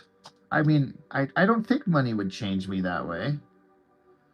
I just want to draw. And now that I can, I'd have to hire a personal trainer because my current job keeps me on my feet. And I haven't taken a couple of vacations recently. I've come to realize that if I could just sit at home and do nothing all day, I would. And that's not good. I have to have somebody get my ass up and make me go.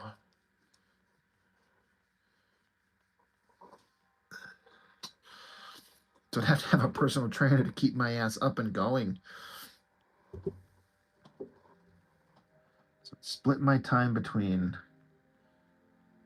trying to maintain being in shape, at least to some level, and then drawing all the time.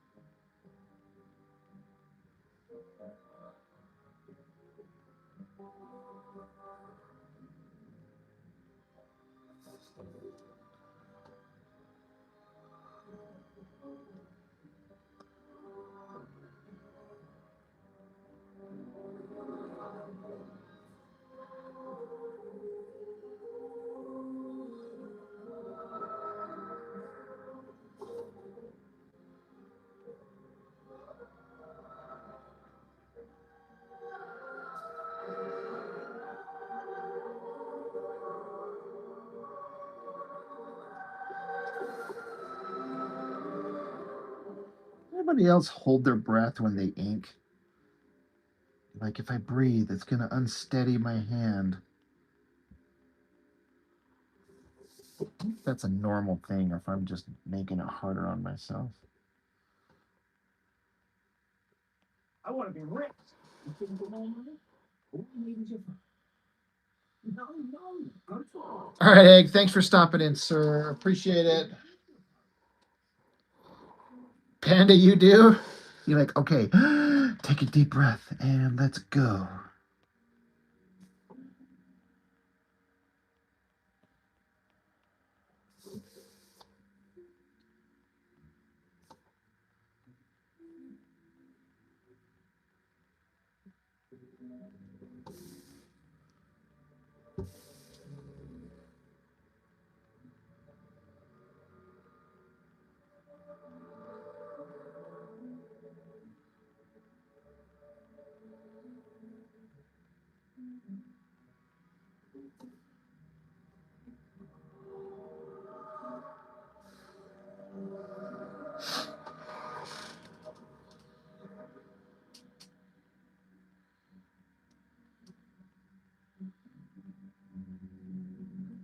Yeah, long lines.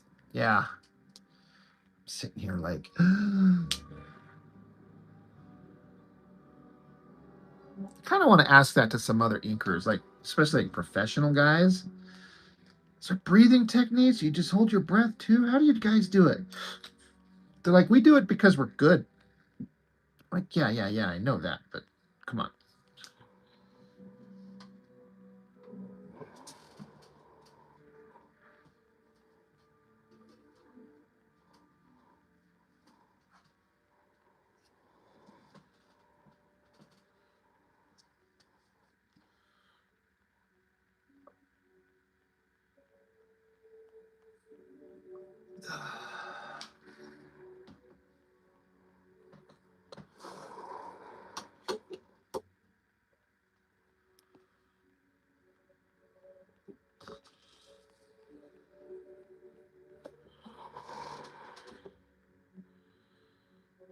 When doing the long ink lines, you try to breathe it out.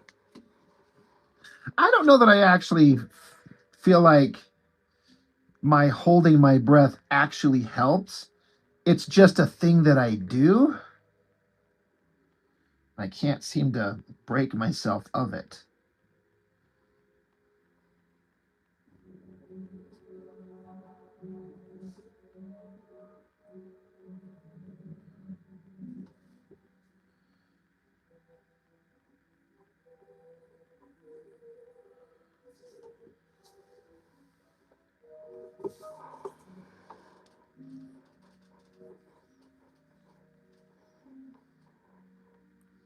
I have one hand gripping the pen and the other hand rummaging through a bag of Doritos. Step your game up, right? I'm sure that's what Scott Williams would say. He's like, come on, man. I ain't got time for you amateur hour guys. Throw them ink lines.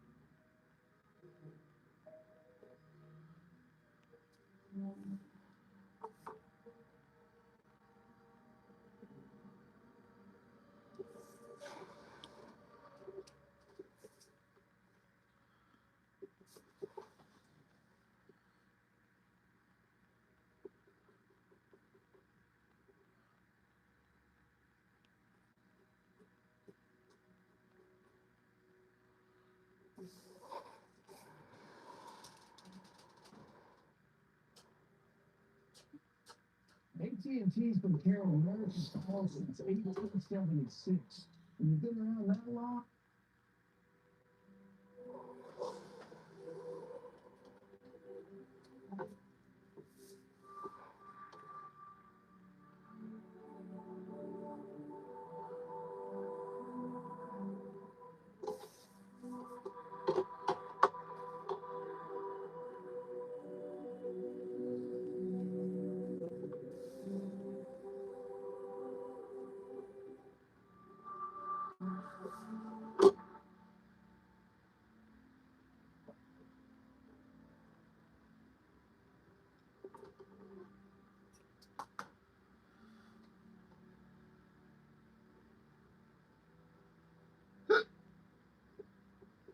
Pardon my hiccup.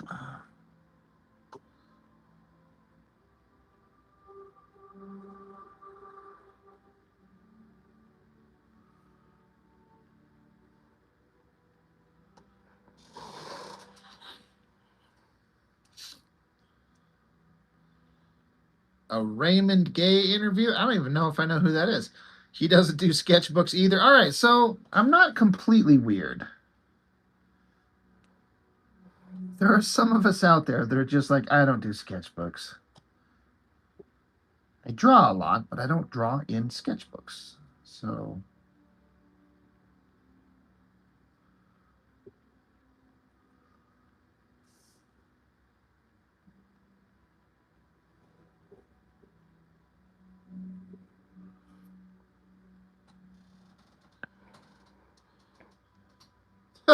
Weirdo puts him on copy paper and puts him in a manila folder, which is just a sketchbook. It's a sketch folder. How about that? Hey, whatever works, right?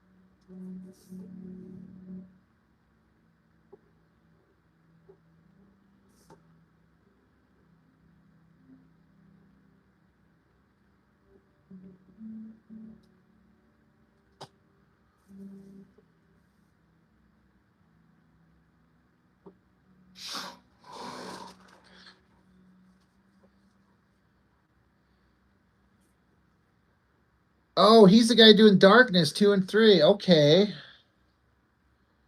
Yeah, I got issue 1 of the new Darkness, and I know the guy that did issue 1 is only doing issue 1, which is weird.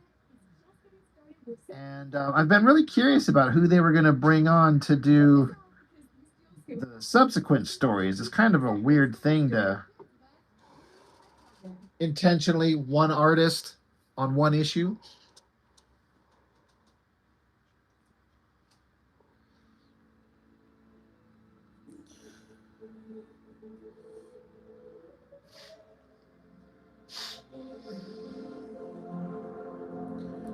Yeah, with the full-time job, sometimes you just got to go straight to the comic page. I mean, that's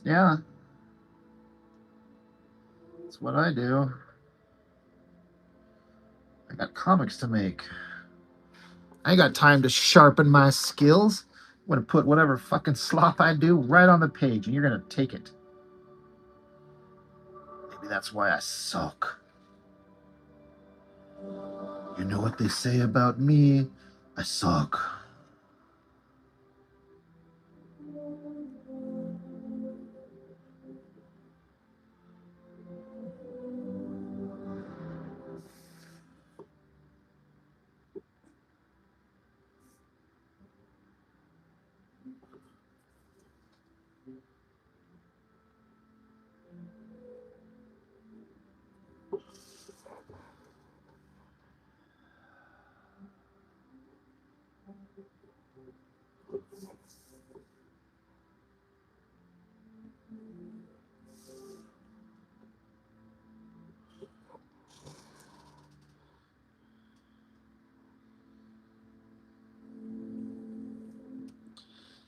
Yeah, I wonder if that's what it was, if he couldn't keep up with the schedule. I mean, do you know that for a fact? Have they said that? Or is that just kind of guess? I mean, it seems like, why bring him on for one issue?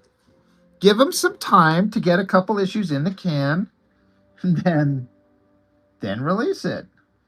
Do a couple of issues, and then put it on hiatus like they're doing with Battle Beast, and get ahead. Like, the fans will wait. I don't get it. I don't get it.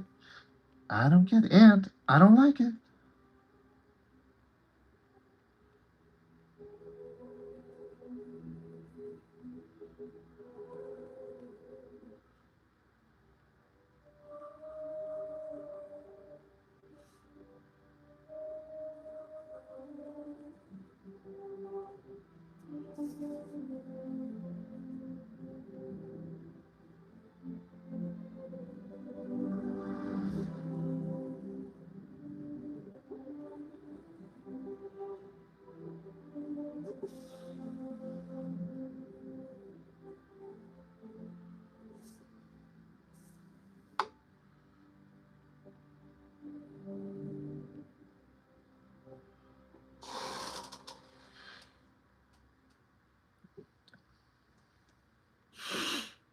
Silvestri said it's hard for someone to put that much detail into panels and keep it up. Well, fucking Silvestri did.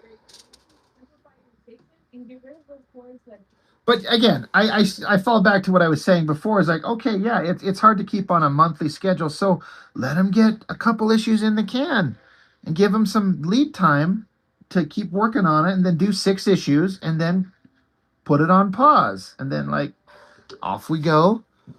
Will be back in 4 or 5 months for the second storyline. But I think Silvestri's him and Top Cow, they're very adamant about keeping a deadline, which respect. But I will wait for good art because I want it to be good. It's not so weird. I assume he's not. I mean, you'd think that the other guy would kind of earn the right to be the main artist if he's like, yeah, I could keep up a schedule. Are you kidding? Watch.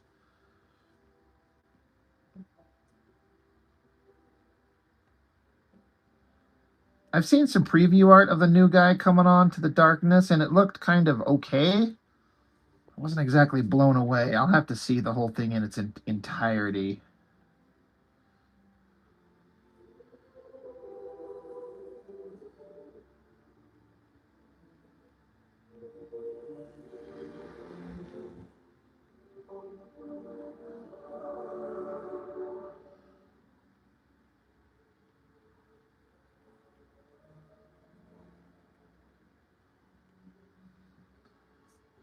You know what was awesome? Is my most recent video on the Liefeld Youngblood book. That thing got a ton of views. Super fast. Like, it had 1,000 views in its first day. That almost never happens.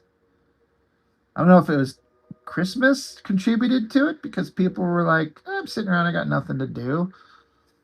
That was wild to see the views on that video take off.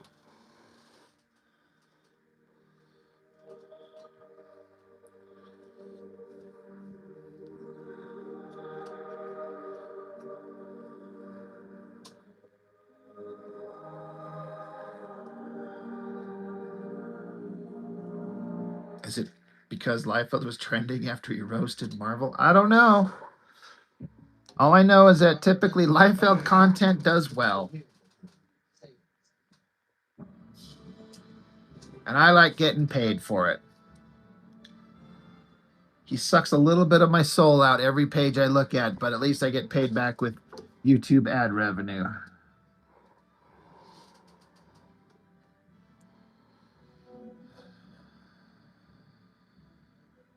I was actually surprised to see that the new Witchblade series is on like issue 20 or something.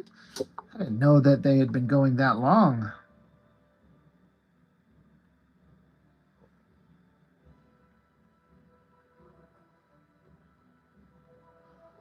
I wonder how good the book's doing. Like, I don't hear anybody talking about it. Like, the new Witchblade series is amazing.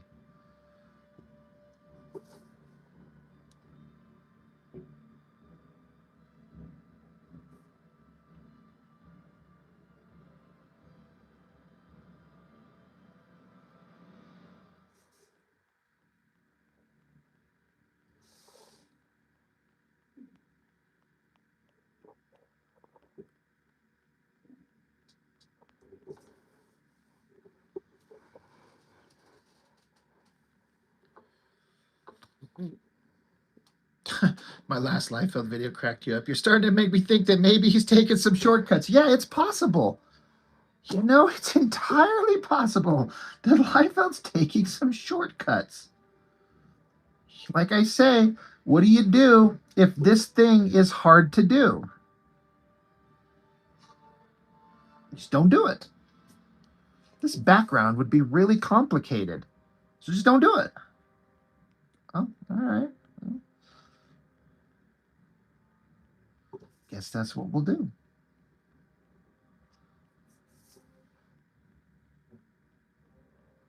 Had a couple of Liefeld super fans show up to give me some shit. Like, I saw your art. You're no good. I'm like, okay, cool.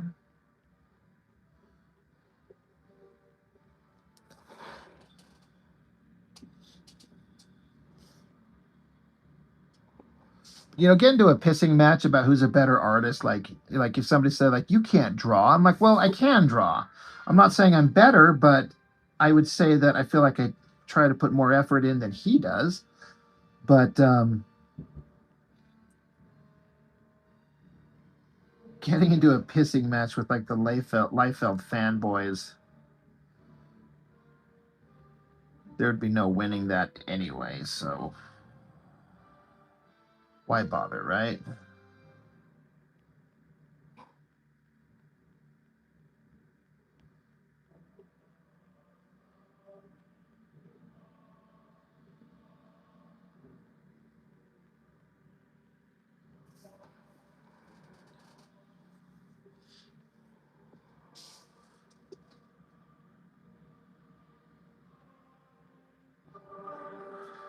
Hell, I even had the balls to bust out some of my own artwork on that video. I don't know if that was a dumb idea or not, but I was trying to be like, yes, I draw. And this is why it pisses me off, because this stuff is hard to do. And no one else in the world would get away with the slack ass shortcuts that he takes. But he gets a pass because why? Just I don't get it.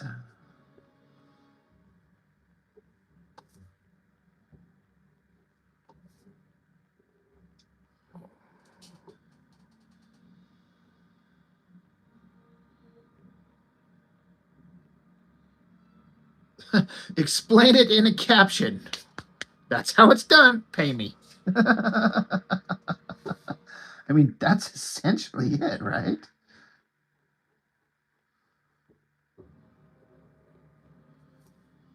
It's like, how could we never explain what happened to this character or where this happened? He's like, it says it right there in the box. Remember? I point out that point all the time is he tells us what's happening. He doesn't show us. Oh, as long as you just tell us this, that's compelling writing. You're better than Alan Moore. He's like, I know. It's one of my favorite lines from any movie, Disney or otherwise, is the Beauty and the Beast. The animated one with Gaston, who's one of the coolest characters ever. But right at the beginning, little LeFou's like, gee, Gaston, you never missed a shot. You're the greatest hunter in the whole world. It just cuts to him. He goes, I know. I don't know why, but just the timing of that whole thing and the way that guy said it, I laughed my ass off so hard. To this day, it's like my favorite line.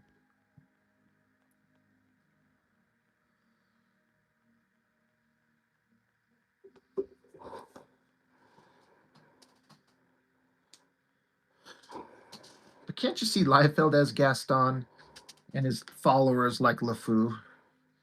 You're the greatest. He's like, yep, sure am. The biggest jock rider of all time. Right. And another bit with LeFou. I'm trying to remember where it happened in the movie where Gaston was explaining how he tried to get Belle and she wasn't having it, and so it just cuts to LeFou. He's just like turned him down flat. You better shut up. That guy will kill you.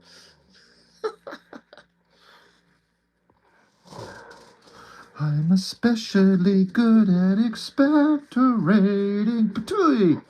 Bump, bump, bump, bump. Oh, what a guy.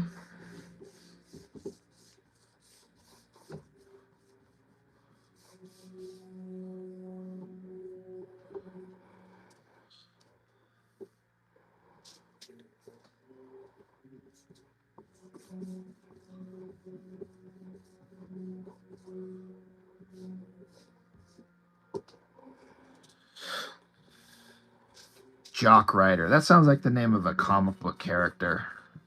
Maybe that'll be a guy coming up in my book. But he doesn't get it. He's like, why does everyone make fun of my name?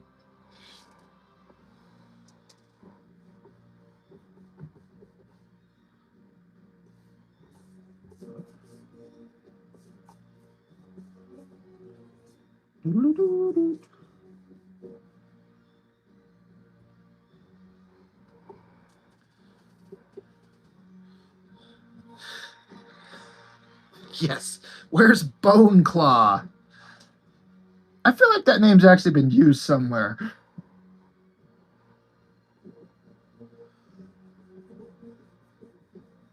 Based on the stupidest thing ever done to Wolverine. Let's give him bone claws, y'all.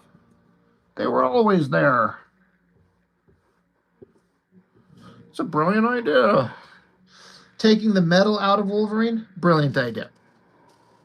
Giving him bone claws, dumbest idea.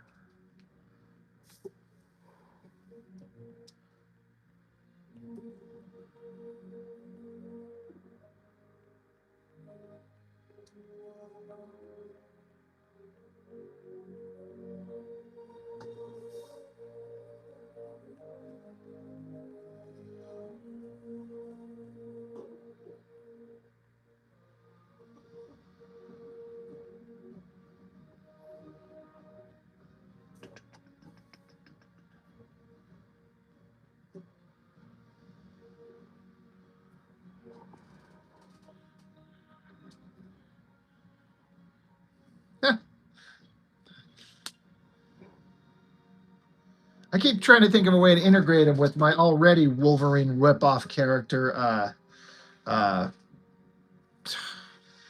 Kill Snap. Yeah.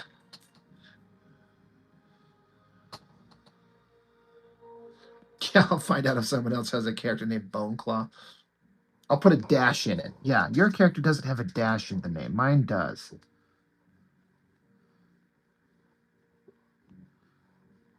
So suck my left nut. Judge says, excuse me, sir? Nothing.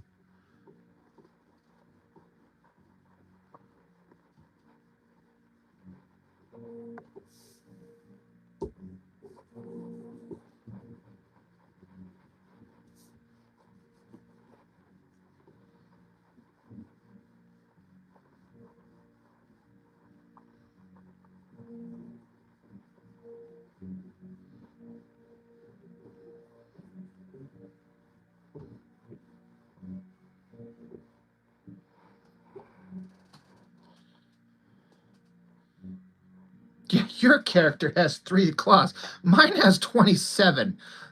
His claws come out of his head.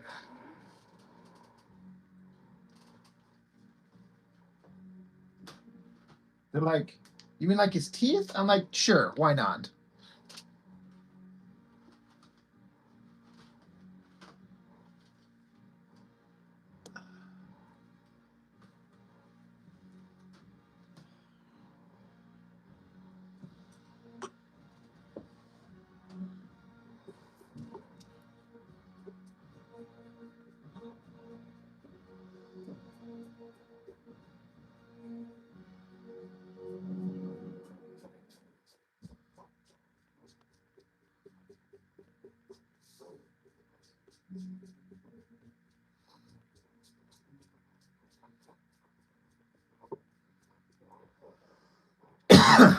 Excuse me.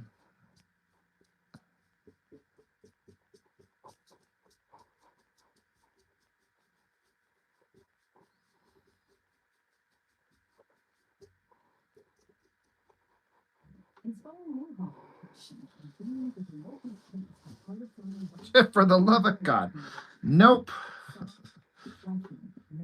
I already got enough of pencil shavings and dirt and crap that I always am trying to sweep up off of my floor. You don't like my dainty little effeminate way of brushing off my razor shavings? Now I'm going to make a whole video series about it, and you're just going to have to watch.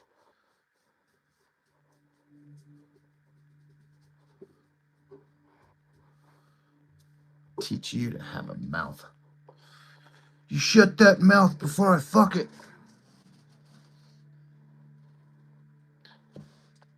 Get a dustbuster. Do they even make those?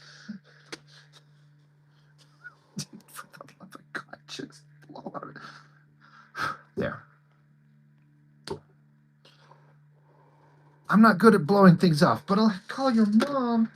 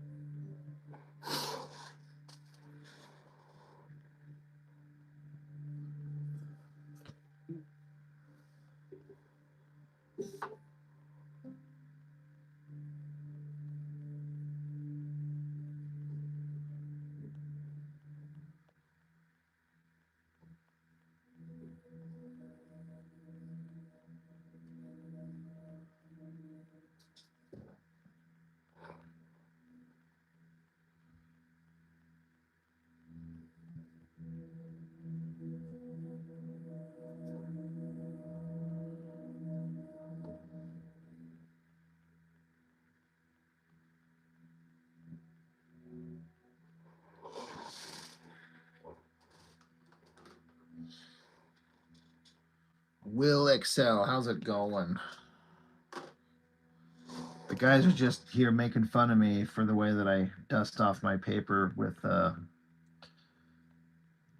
eraser shavings, and I use a brush instead of blowing it off like a normal human. They just want to watch me blow things on camera. Which, you know,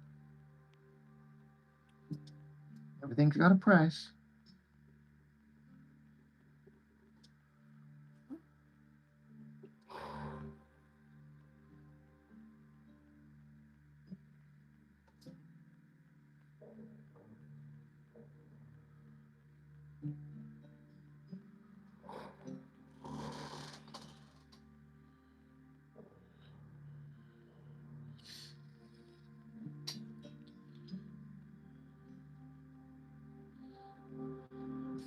Go digital, far less messy, right?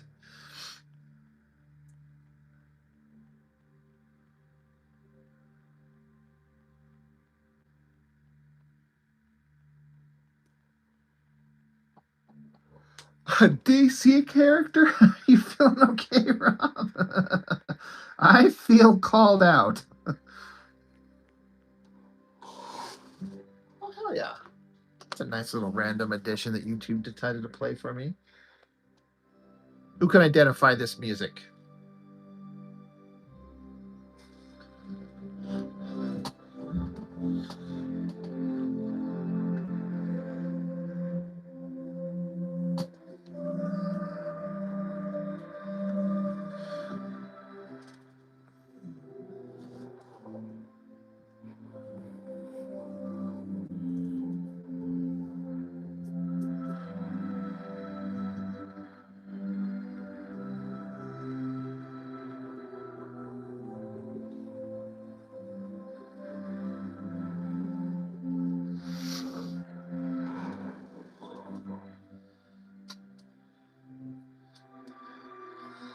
Liefeld would have had the hair going in the right direction.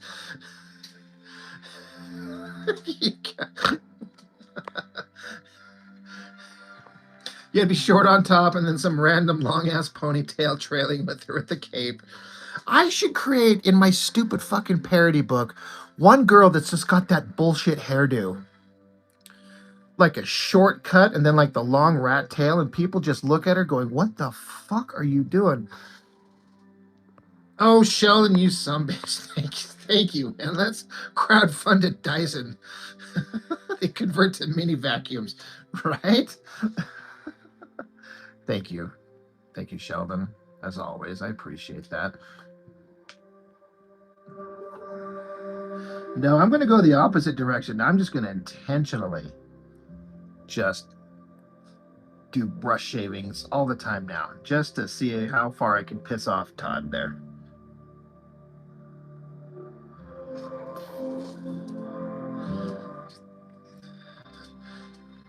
That's the Billy Ray Cyrus 90s haircut.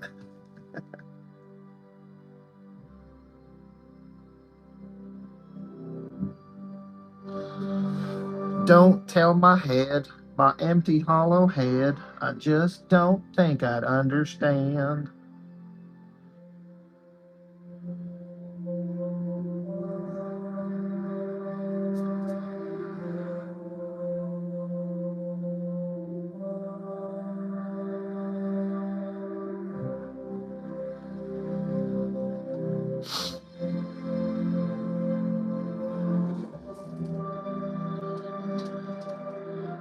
More for you.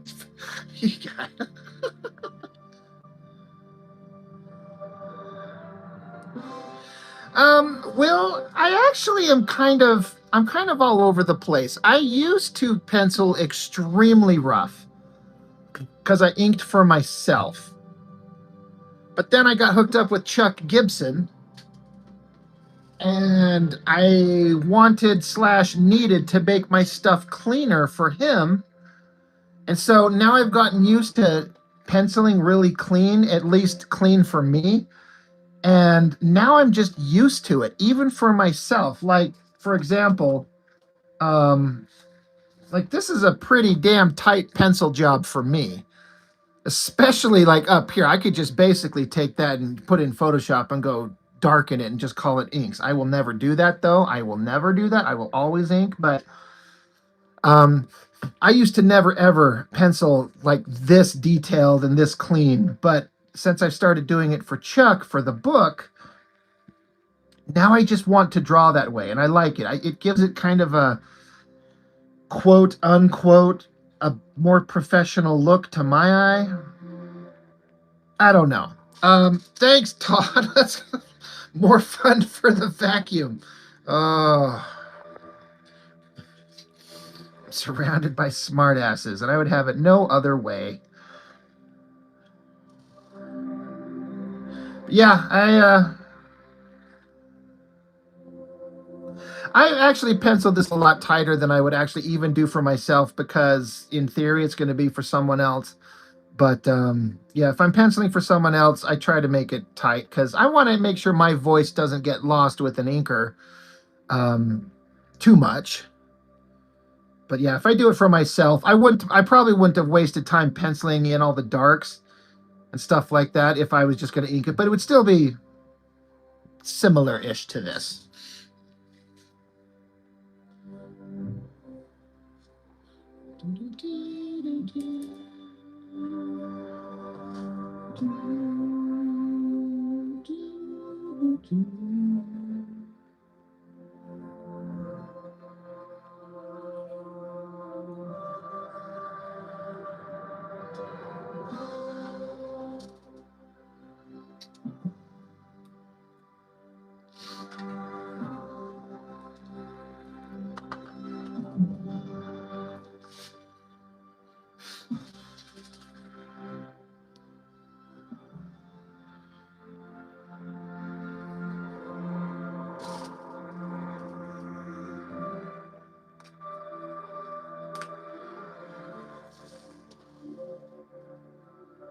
Jesus, has it been more than 2 hours already? God, I feel like I just sat down in a way.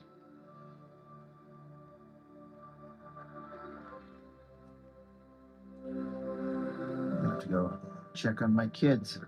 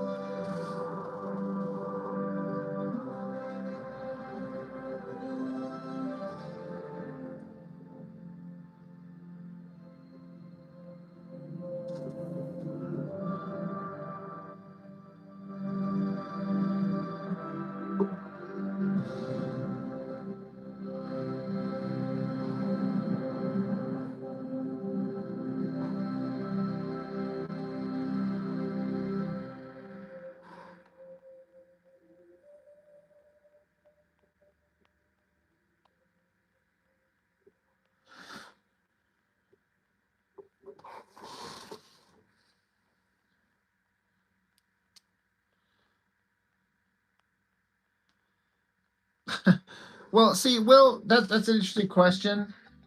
As an inker, like, I mean, a brand new guy with no reputation, you don't have in my opinion, the authority to fuck around with the original artwork. Talking with Chuck, he would talk about when he got started, and he would clash with pencilers all the time when they're like, "You didn't stick to my original pencils the way that I wanted. You fucked this up." And he was just trying to make it as good as he could do. But pencilers get really proprietary about their work, which I get. But like you ask, would I draw in backgrounds for Liefeld?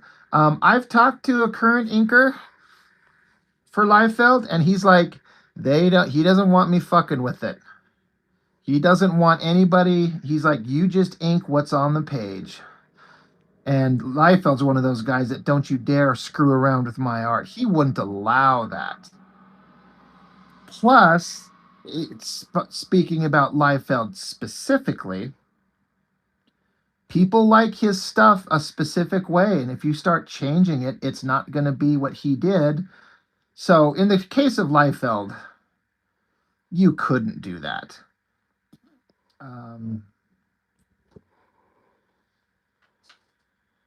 Yeah, Sheldon, you feel like you just got here? Yeah, I've been going for an hour and 140 minutes. But then other inkers that have built up their reputation, like a Kevin Nolan or a Klaus Janson, I don't think you could probably try to tell them what you wanted, but they're probably like, okay, kid, sure.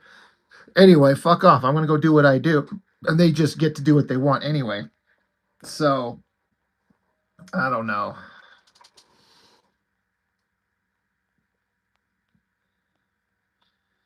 Yeah, that stupid gun not having a handle.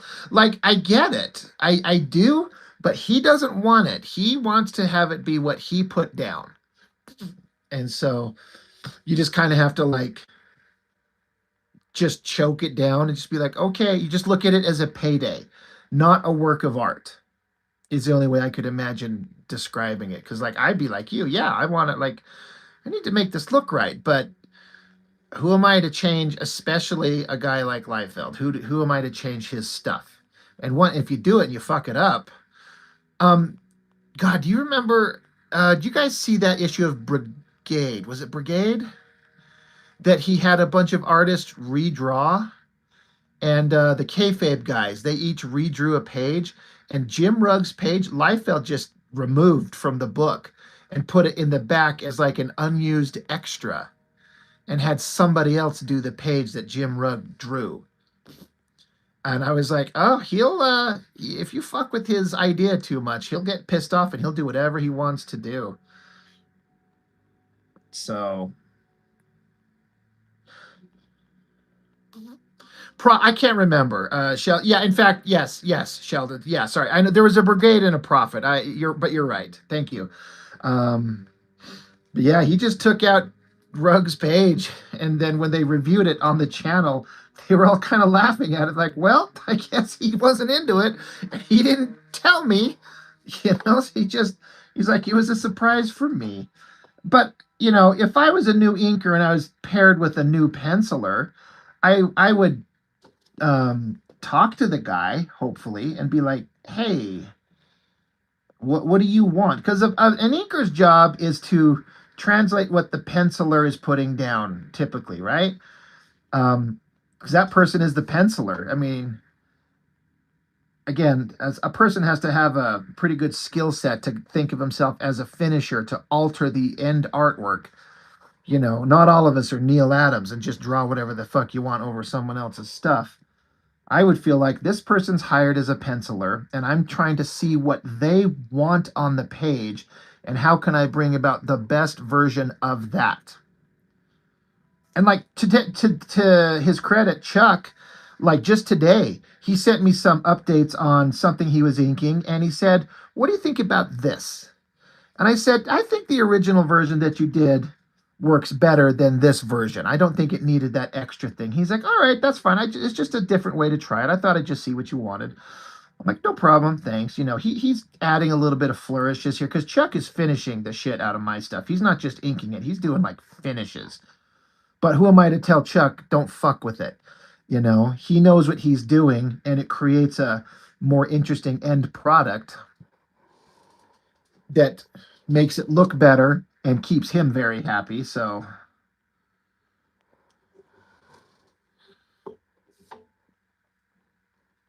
At Shane Company, but Chuck has earned that, like, you know, he's a working, or he was a professional inker that worked for the big guys. I'm not going to tell him no. I have asked him to change a thing here or there. I'm like, I don't know if I like this. And for the most part, every time he's like, you know what? He's like, you're actually right. He said to me, don't hesitate to call me out. Like, I may not see something that you do. So I'm like, all right. So,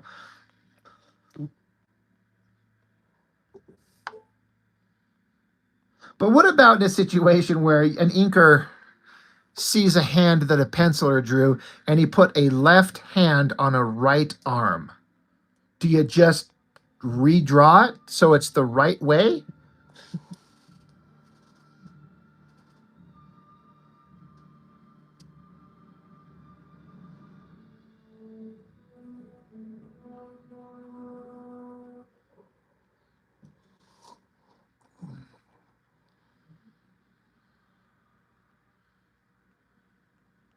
Yeah, that's an interesting point, but I guess it would depend on Will. If you know, you say you don't want to feel like you're abusing them, but an inker might want that job.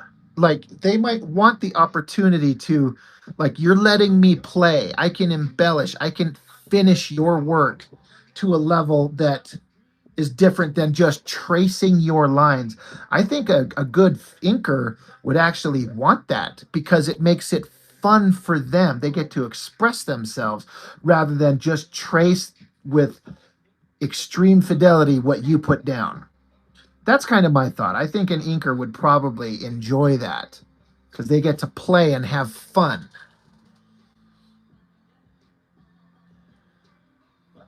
You actually asked Mark Morales that question on Instagram, and he said he would fix it without question. I mean, that would make sense, right?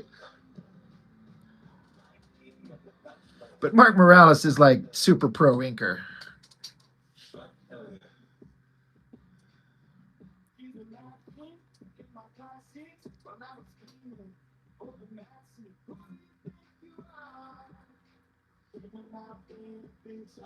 There's a mistake that stands out to you. I think you got to tell him about it to correct. But if you notice it later, you can change it yourself. Again, I just like to imagine that pencil or inker team. I wouldn't ever work with an inker that doesn't have outstanding communication.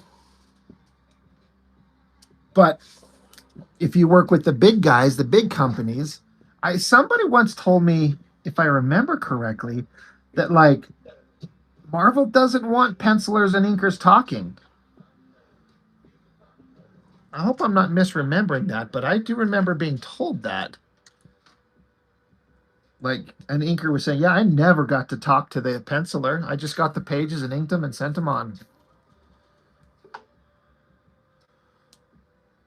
But I think the best possible of all worlds is to have a good relationship with your inker and be like, "What do you want? What am I going to do here?"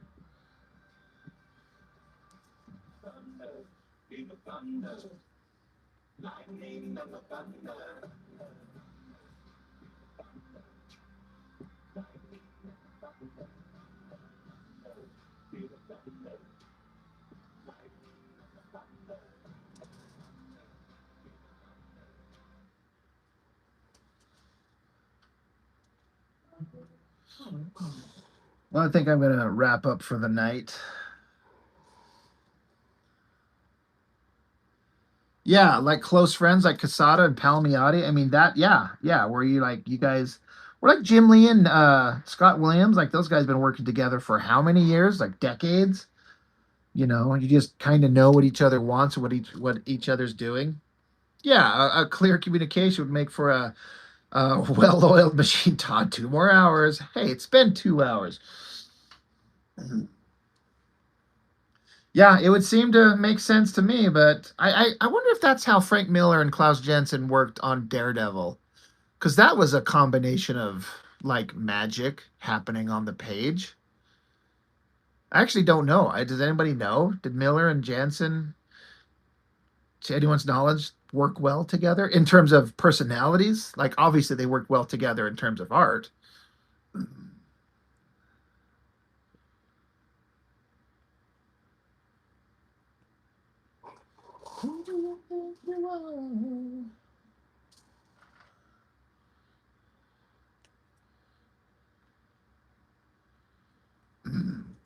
Did I see the Portasio interview? Williams was the reason Lee changed his art style from the 90s X-Men. No, I don't. Whoa, what interview would that be?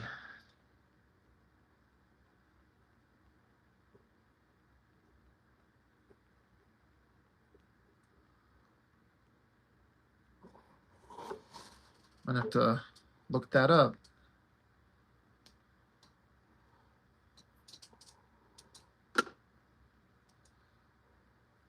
It's kind of a bummer because I think Jim Lee's really long interview some kid did on YouTube. I'll have to look it up. Is it how old is it, roughly speaking? Miller and Klaus might have butted heads because they didn't work together for years. Is it? I mean, I think we could probably all say that you can imagine Frank Miller being a pain in the ass to work with. But I mean, when you're being successful and you've got a vision, you don't want to fight with somebody. I guess if the art's working, maybe you know. Anyway, I was just saying, like Jim Lee's style before they got into kind of the crosshatchy line work stuff that became popular in X-Men and then Image. I like Jim Lee's stuff before that. Like, I know I said I'm going to go, but I'm going to get an example here. Oh, God.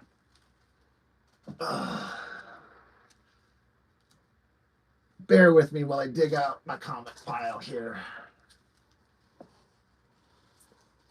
Bunch of Battle Beast issues.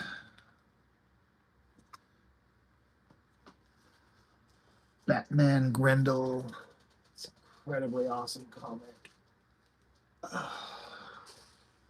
Like the Punisher Wolverine stuff. That is a perfect example of, but it's not my favorite. Like my favorite, and it's still Scott Williams, is like this stuff right here.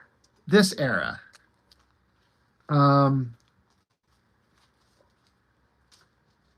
They hadn't quite moved into that look of the ultra crosshatchy weird lines.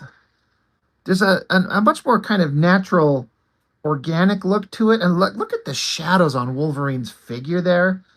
This might be my favorite Jim Lee cover of all time. Maybe that shot of Wolverine is just the fucking coolest thing ever.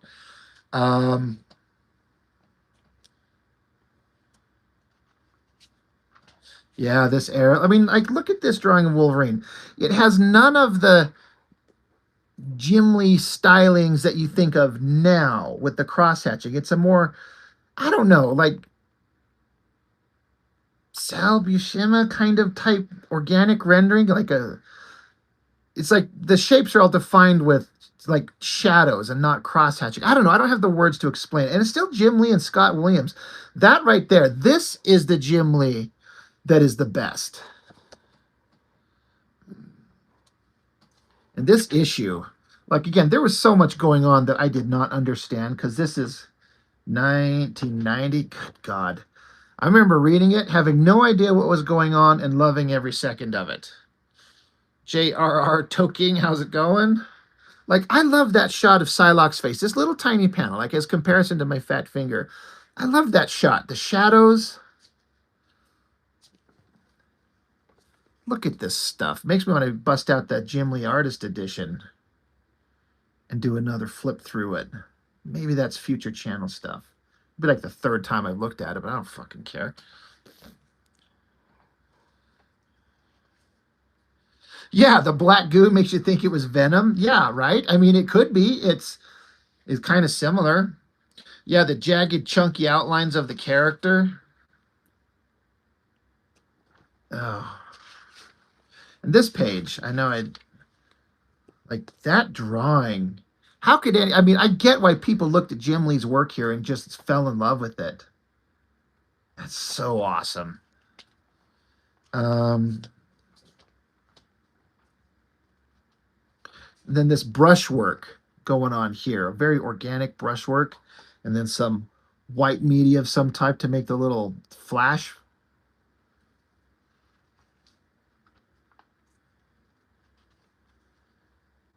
Like it almost doesn't look like Jim Lee. I would never think of this as, you know, like you look at modern Jim Lee and then this stuff.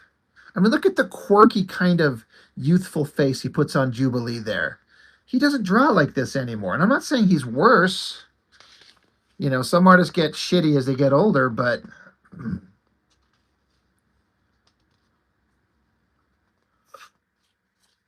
and what's another interesting thing is this is pre like giant anchor image on every page. Like it's just some basic panel layouts of action. You know, the biggest panel or the biggest figure on this page is not even a quarter of it. Just that shot of Banshee flying. I mean, look at all this stuff. It's just basic panel work. And it works perfectly.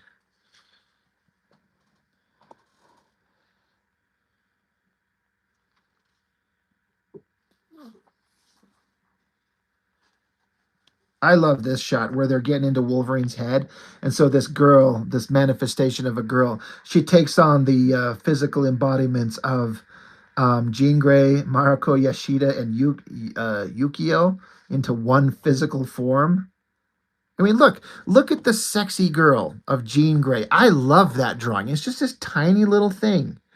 The pose is awesome. And then Wolverine just rips her guts out, slash. I love the anatomy on the arms there. And then this action scene on this page. 6 panels, great fight shots, and no anchor images, no giant shot to make the page sell for 5 or 6 figures. But I would like, this is one of these pages that I would want, like, I would die to have this kind of a page.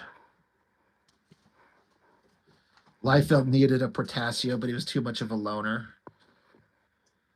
Yeah, there's a certain subtlety to it. You were right, sir.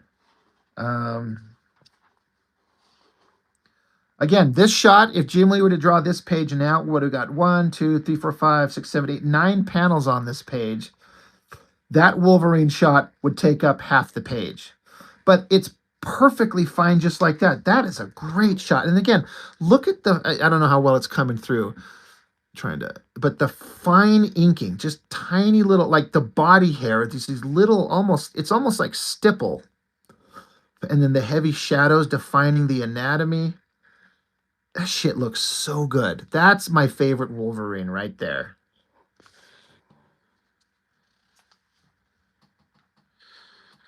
Portasio said comics don't have a soundtrack for introducing characters or embellishing a moment, but they do have panel borders. Yes. The first of several Psylocke kicking crotch shots. Jim Lee would take that to its extreme example in X-Men #1, which I'm kind of fine with.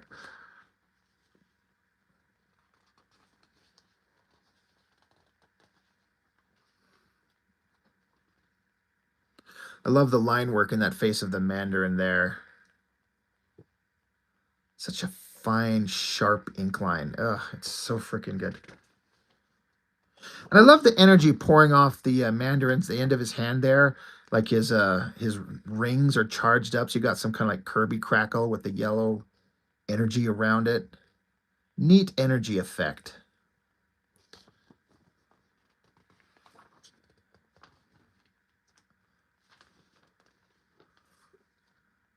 Some of my favorite drawings of Wolverine and Psylocke is that shot right there. I love the small panel, the heavy shadows, the flat colors. And then this shot right here, we're using that for both of their faces, like the Zipatone being used for the shadows. Look at that shot of Psylocke's face. Jim Lee doesn't draw women's faces like that anymore. He's got like this generic female face that every woman has. And he used to make him so much more interesting. Like, look at every face shot of Psylocke here. This is, oh my God. I love this so much better than the stuff he does now. Yeah, this is when Lee did storytelling panels, not just posed action shots.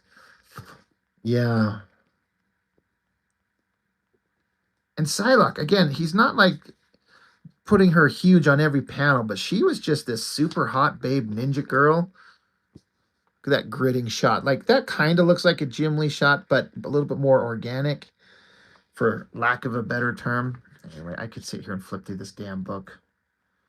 I like this shot of Jubilee when she had her little emotional outburst and blew up the building. She's sitting there like, holy shit, did I do that? The pose is good. The look of kind of shock on her face. Hell, even this panel right there, that explosive shot. I love all the energy effects and kind of the blast lines and then white kind of added into it. This might be my single favorite Jim Lee art issue ever, of any issue ever. The Rogue Savage Land one is up there. The Captain America Black Widow one is up there. But this right there, peak stuff. And Jim Lee doesn't draw like that anymore. And I don't know. I'd like to see him pencil like this. And then, I hate to say it, but I'd like to see someone else ink him.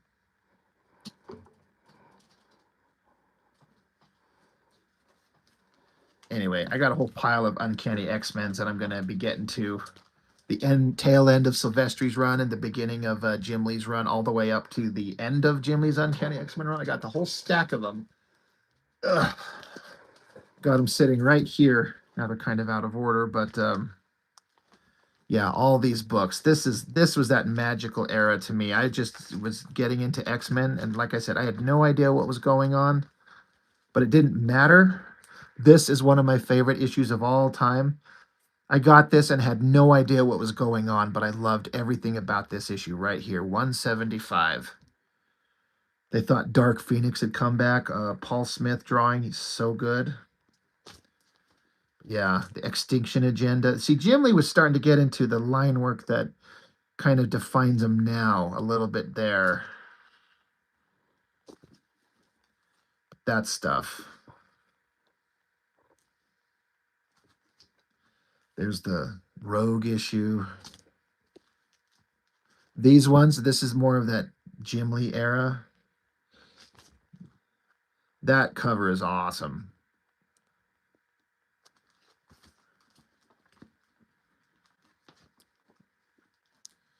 So, I think this is the first issue of Jim Lee, right? Anybody remember issue 248? Jim Lee inked by Dan Green, who is famous for inking Silvestri on Wolverine.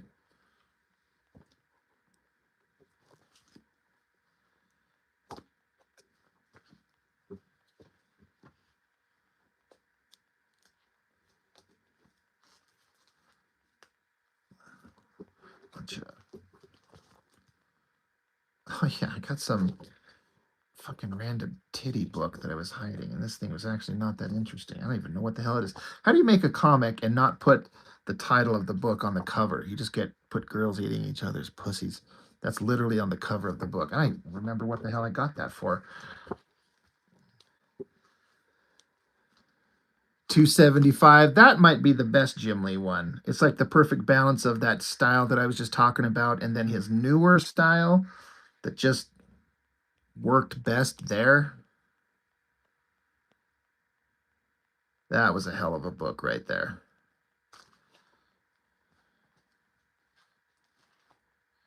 Yeah, 248 was his first issue. That's what I was. Yeah. Wherever the hell it went in the pile.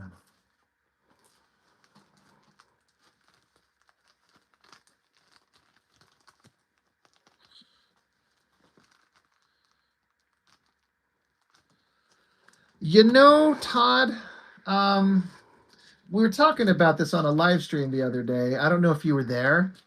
From what I understand, talking with Chuck, that Scott Williams' back is in really, really bad shape, and he can't from what I understand, he can't sit at a desk, and so he doesn't use the nib and brush like he used to. So he's used to using technical pens.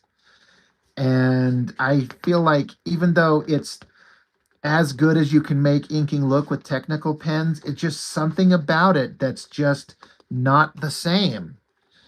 Um, yeah, Fatal J, what's up, my dude? So I've heard that he has to sit in a very different way to ink pages. So he can't use like bottles of ink and nibs and brushes anymore. So I feel like it might have something to do with the Jim Lee's art not looking as good as it used to. Because if you look at Jim Lee's pencils, he puts in like everything. You know, it seems to me like all the backgrounds are there, but his figure work is just. I just wish he'd get back to his older style. I don't know, something's different.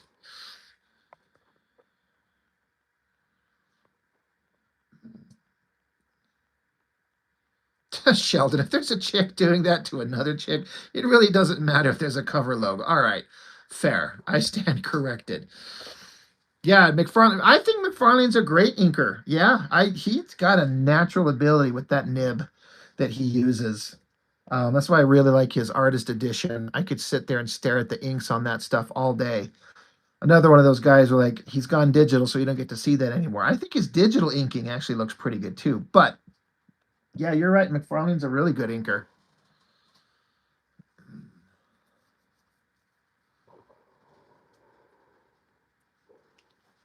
Oh, it's raining outside. I can hear it. I wish it would fucking snow like it's supposed to. Yeah, Fatal J, the issue with a lot of great 80s and 90s artists. They change their style and it sucks. Yeah, they just kind of. But is it age or is it choice? I'm sure it's a variation of all those things, I'm sure, just depending on who it is.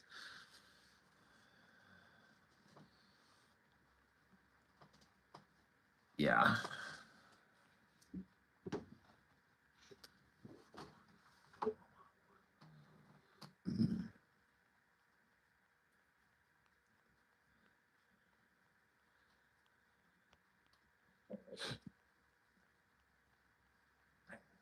Have you ever said to yourself, boy, I'd love to see an uncolored Liefeld page? I mean, I think some of his work, his older work in black and white looks interesting.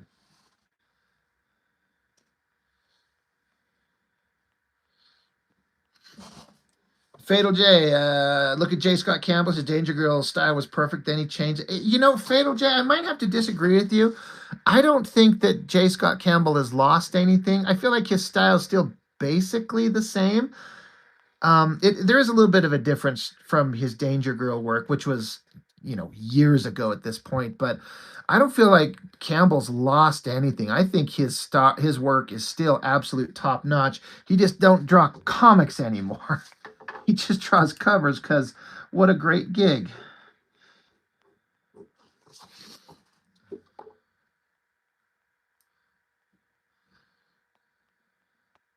Will, yeah, you can't wait to get your copy of the Body Bags Artist Edition. I wish I would have actually. I mean, like I was saying in the video, I didn't have the money at the time, but I'm kind of like beating myself up. Like I should have just found the money. I could have.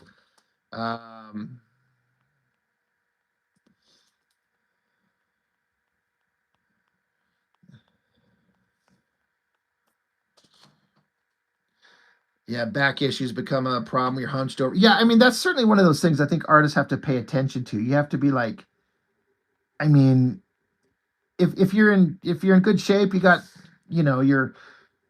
I'm saying this as a guy who's very much not in shape, but like if you exercise and keep your muscle tone good and you're moving and flexing outside of the time you spend sitting at a table, I think that would mitigate that a lot. But yeah, for an artist, just like JRR is saying there, that's why you stand more often, which makes sense. Yeah.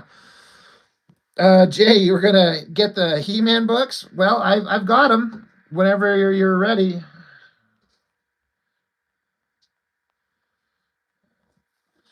Yeah, every couple of years. Yeah, and I know Campbell's done some sequentials, but it's usually like 2 or 3 pages, right? And I mean, that's better than nothing, but I just want him to draw fucking Danger Girl again. Just draw a freaking book. Draw a 4, 5, 6 issue series and tell another story. That's just because I'm, like I've said this before, I'm one of those guys that wants to draw stories. I don't want to draw pretty pictures like single one-offs. I want to tell the stories. But on the flip side, if I ever got to the point where people would pay me a lot of money for covers, would I fold and take that gig? I don't know, maybe. Yeah, Jay, you like Danger Girl stuff. I mean, his Danger Girl stuff was perfect. Like when I reviewed those on my channel, I was saying these are perfect comics. They're perfect because they know exactly what they were trying to be and what they needed to be. It worked perfectly. And I just they didn't need anything more. He had it all. Yeah. Yeah. His Danger Girl was so good, bouncing with the energy. Yeah, it's perfect. It's like, yep, nailed it. Couldn't be any better. And that's art and story and inking and coloring and dialogue. It all just came together. It was exactly what he said it would be. And it was exactly that. He knew exactly what he wanted it to be. So anyway, I keep saying this, but I'm going to bounce here. My ass is starting to feel it sitting on this old ass chair of mine. And I'm going to go check on my kids, make sure they haven't forgotten that their daddy's still alive and around. So I'm going to take off, y'all. But thank you, everyone, so much. As always, I appreciate it.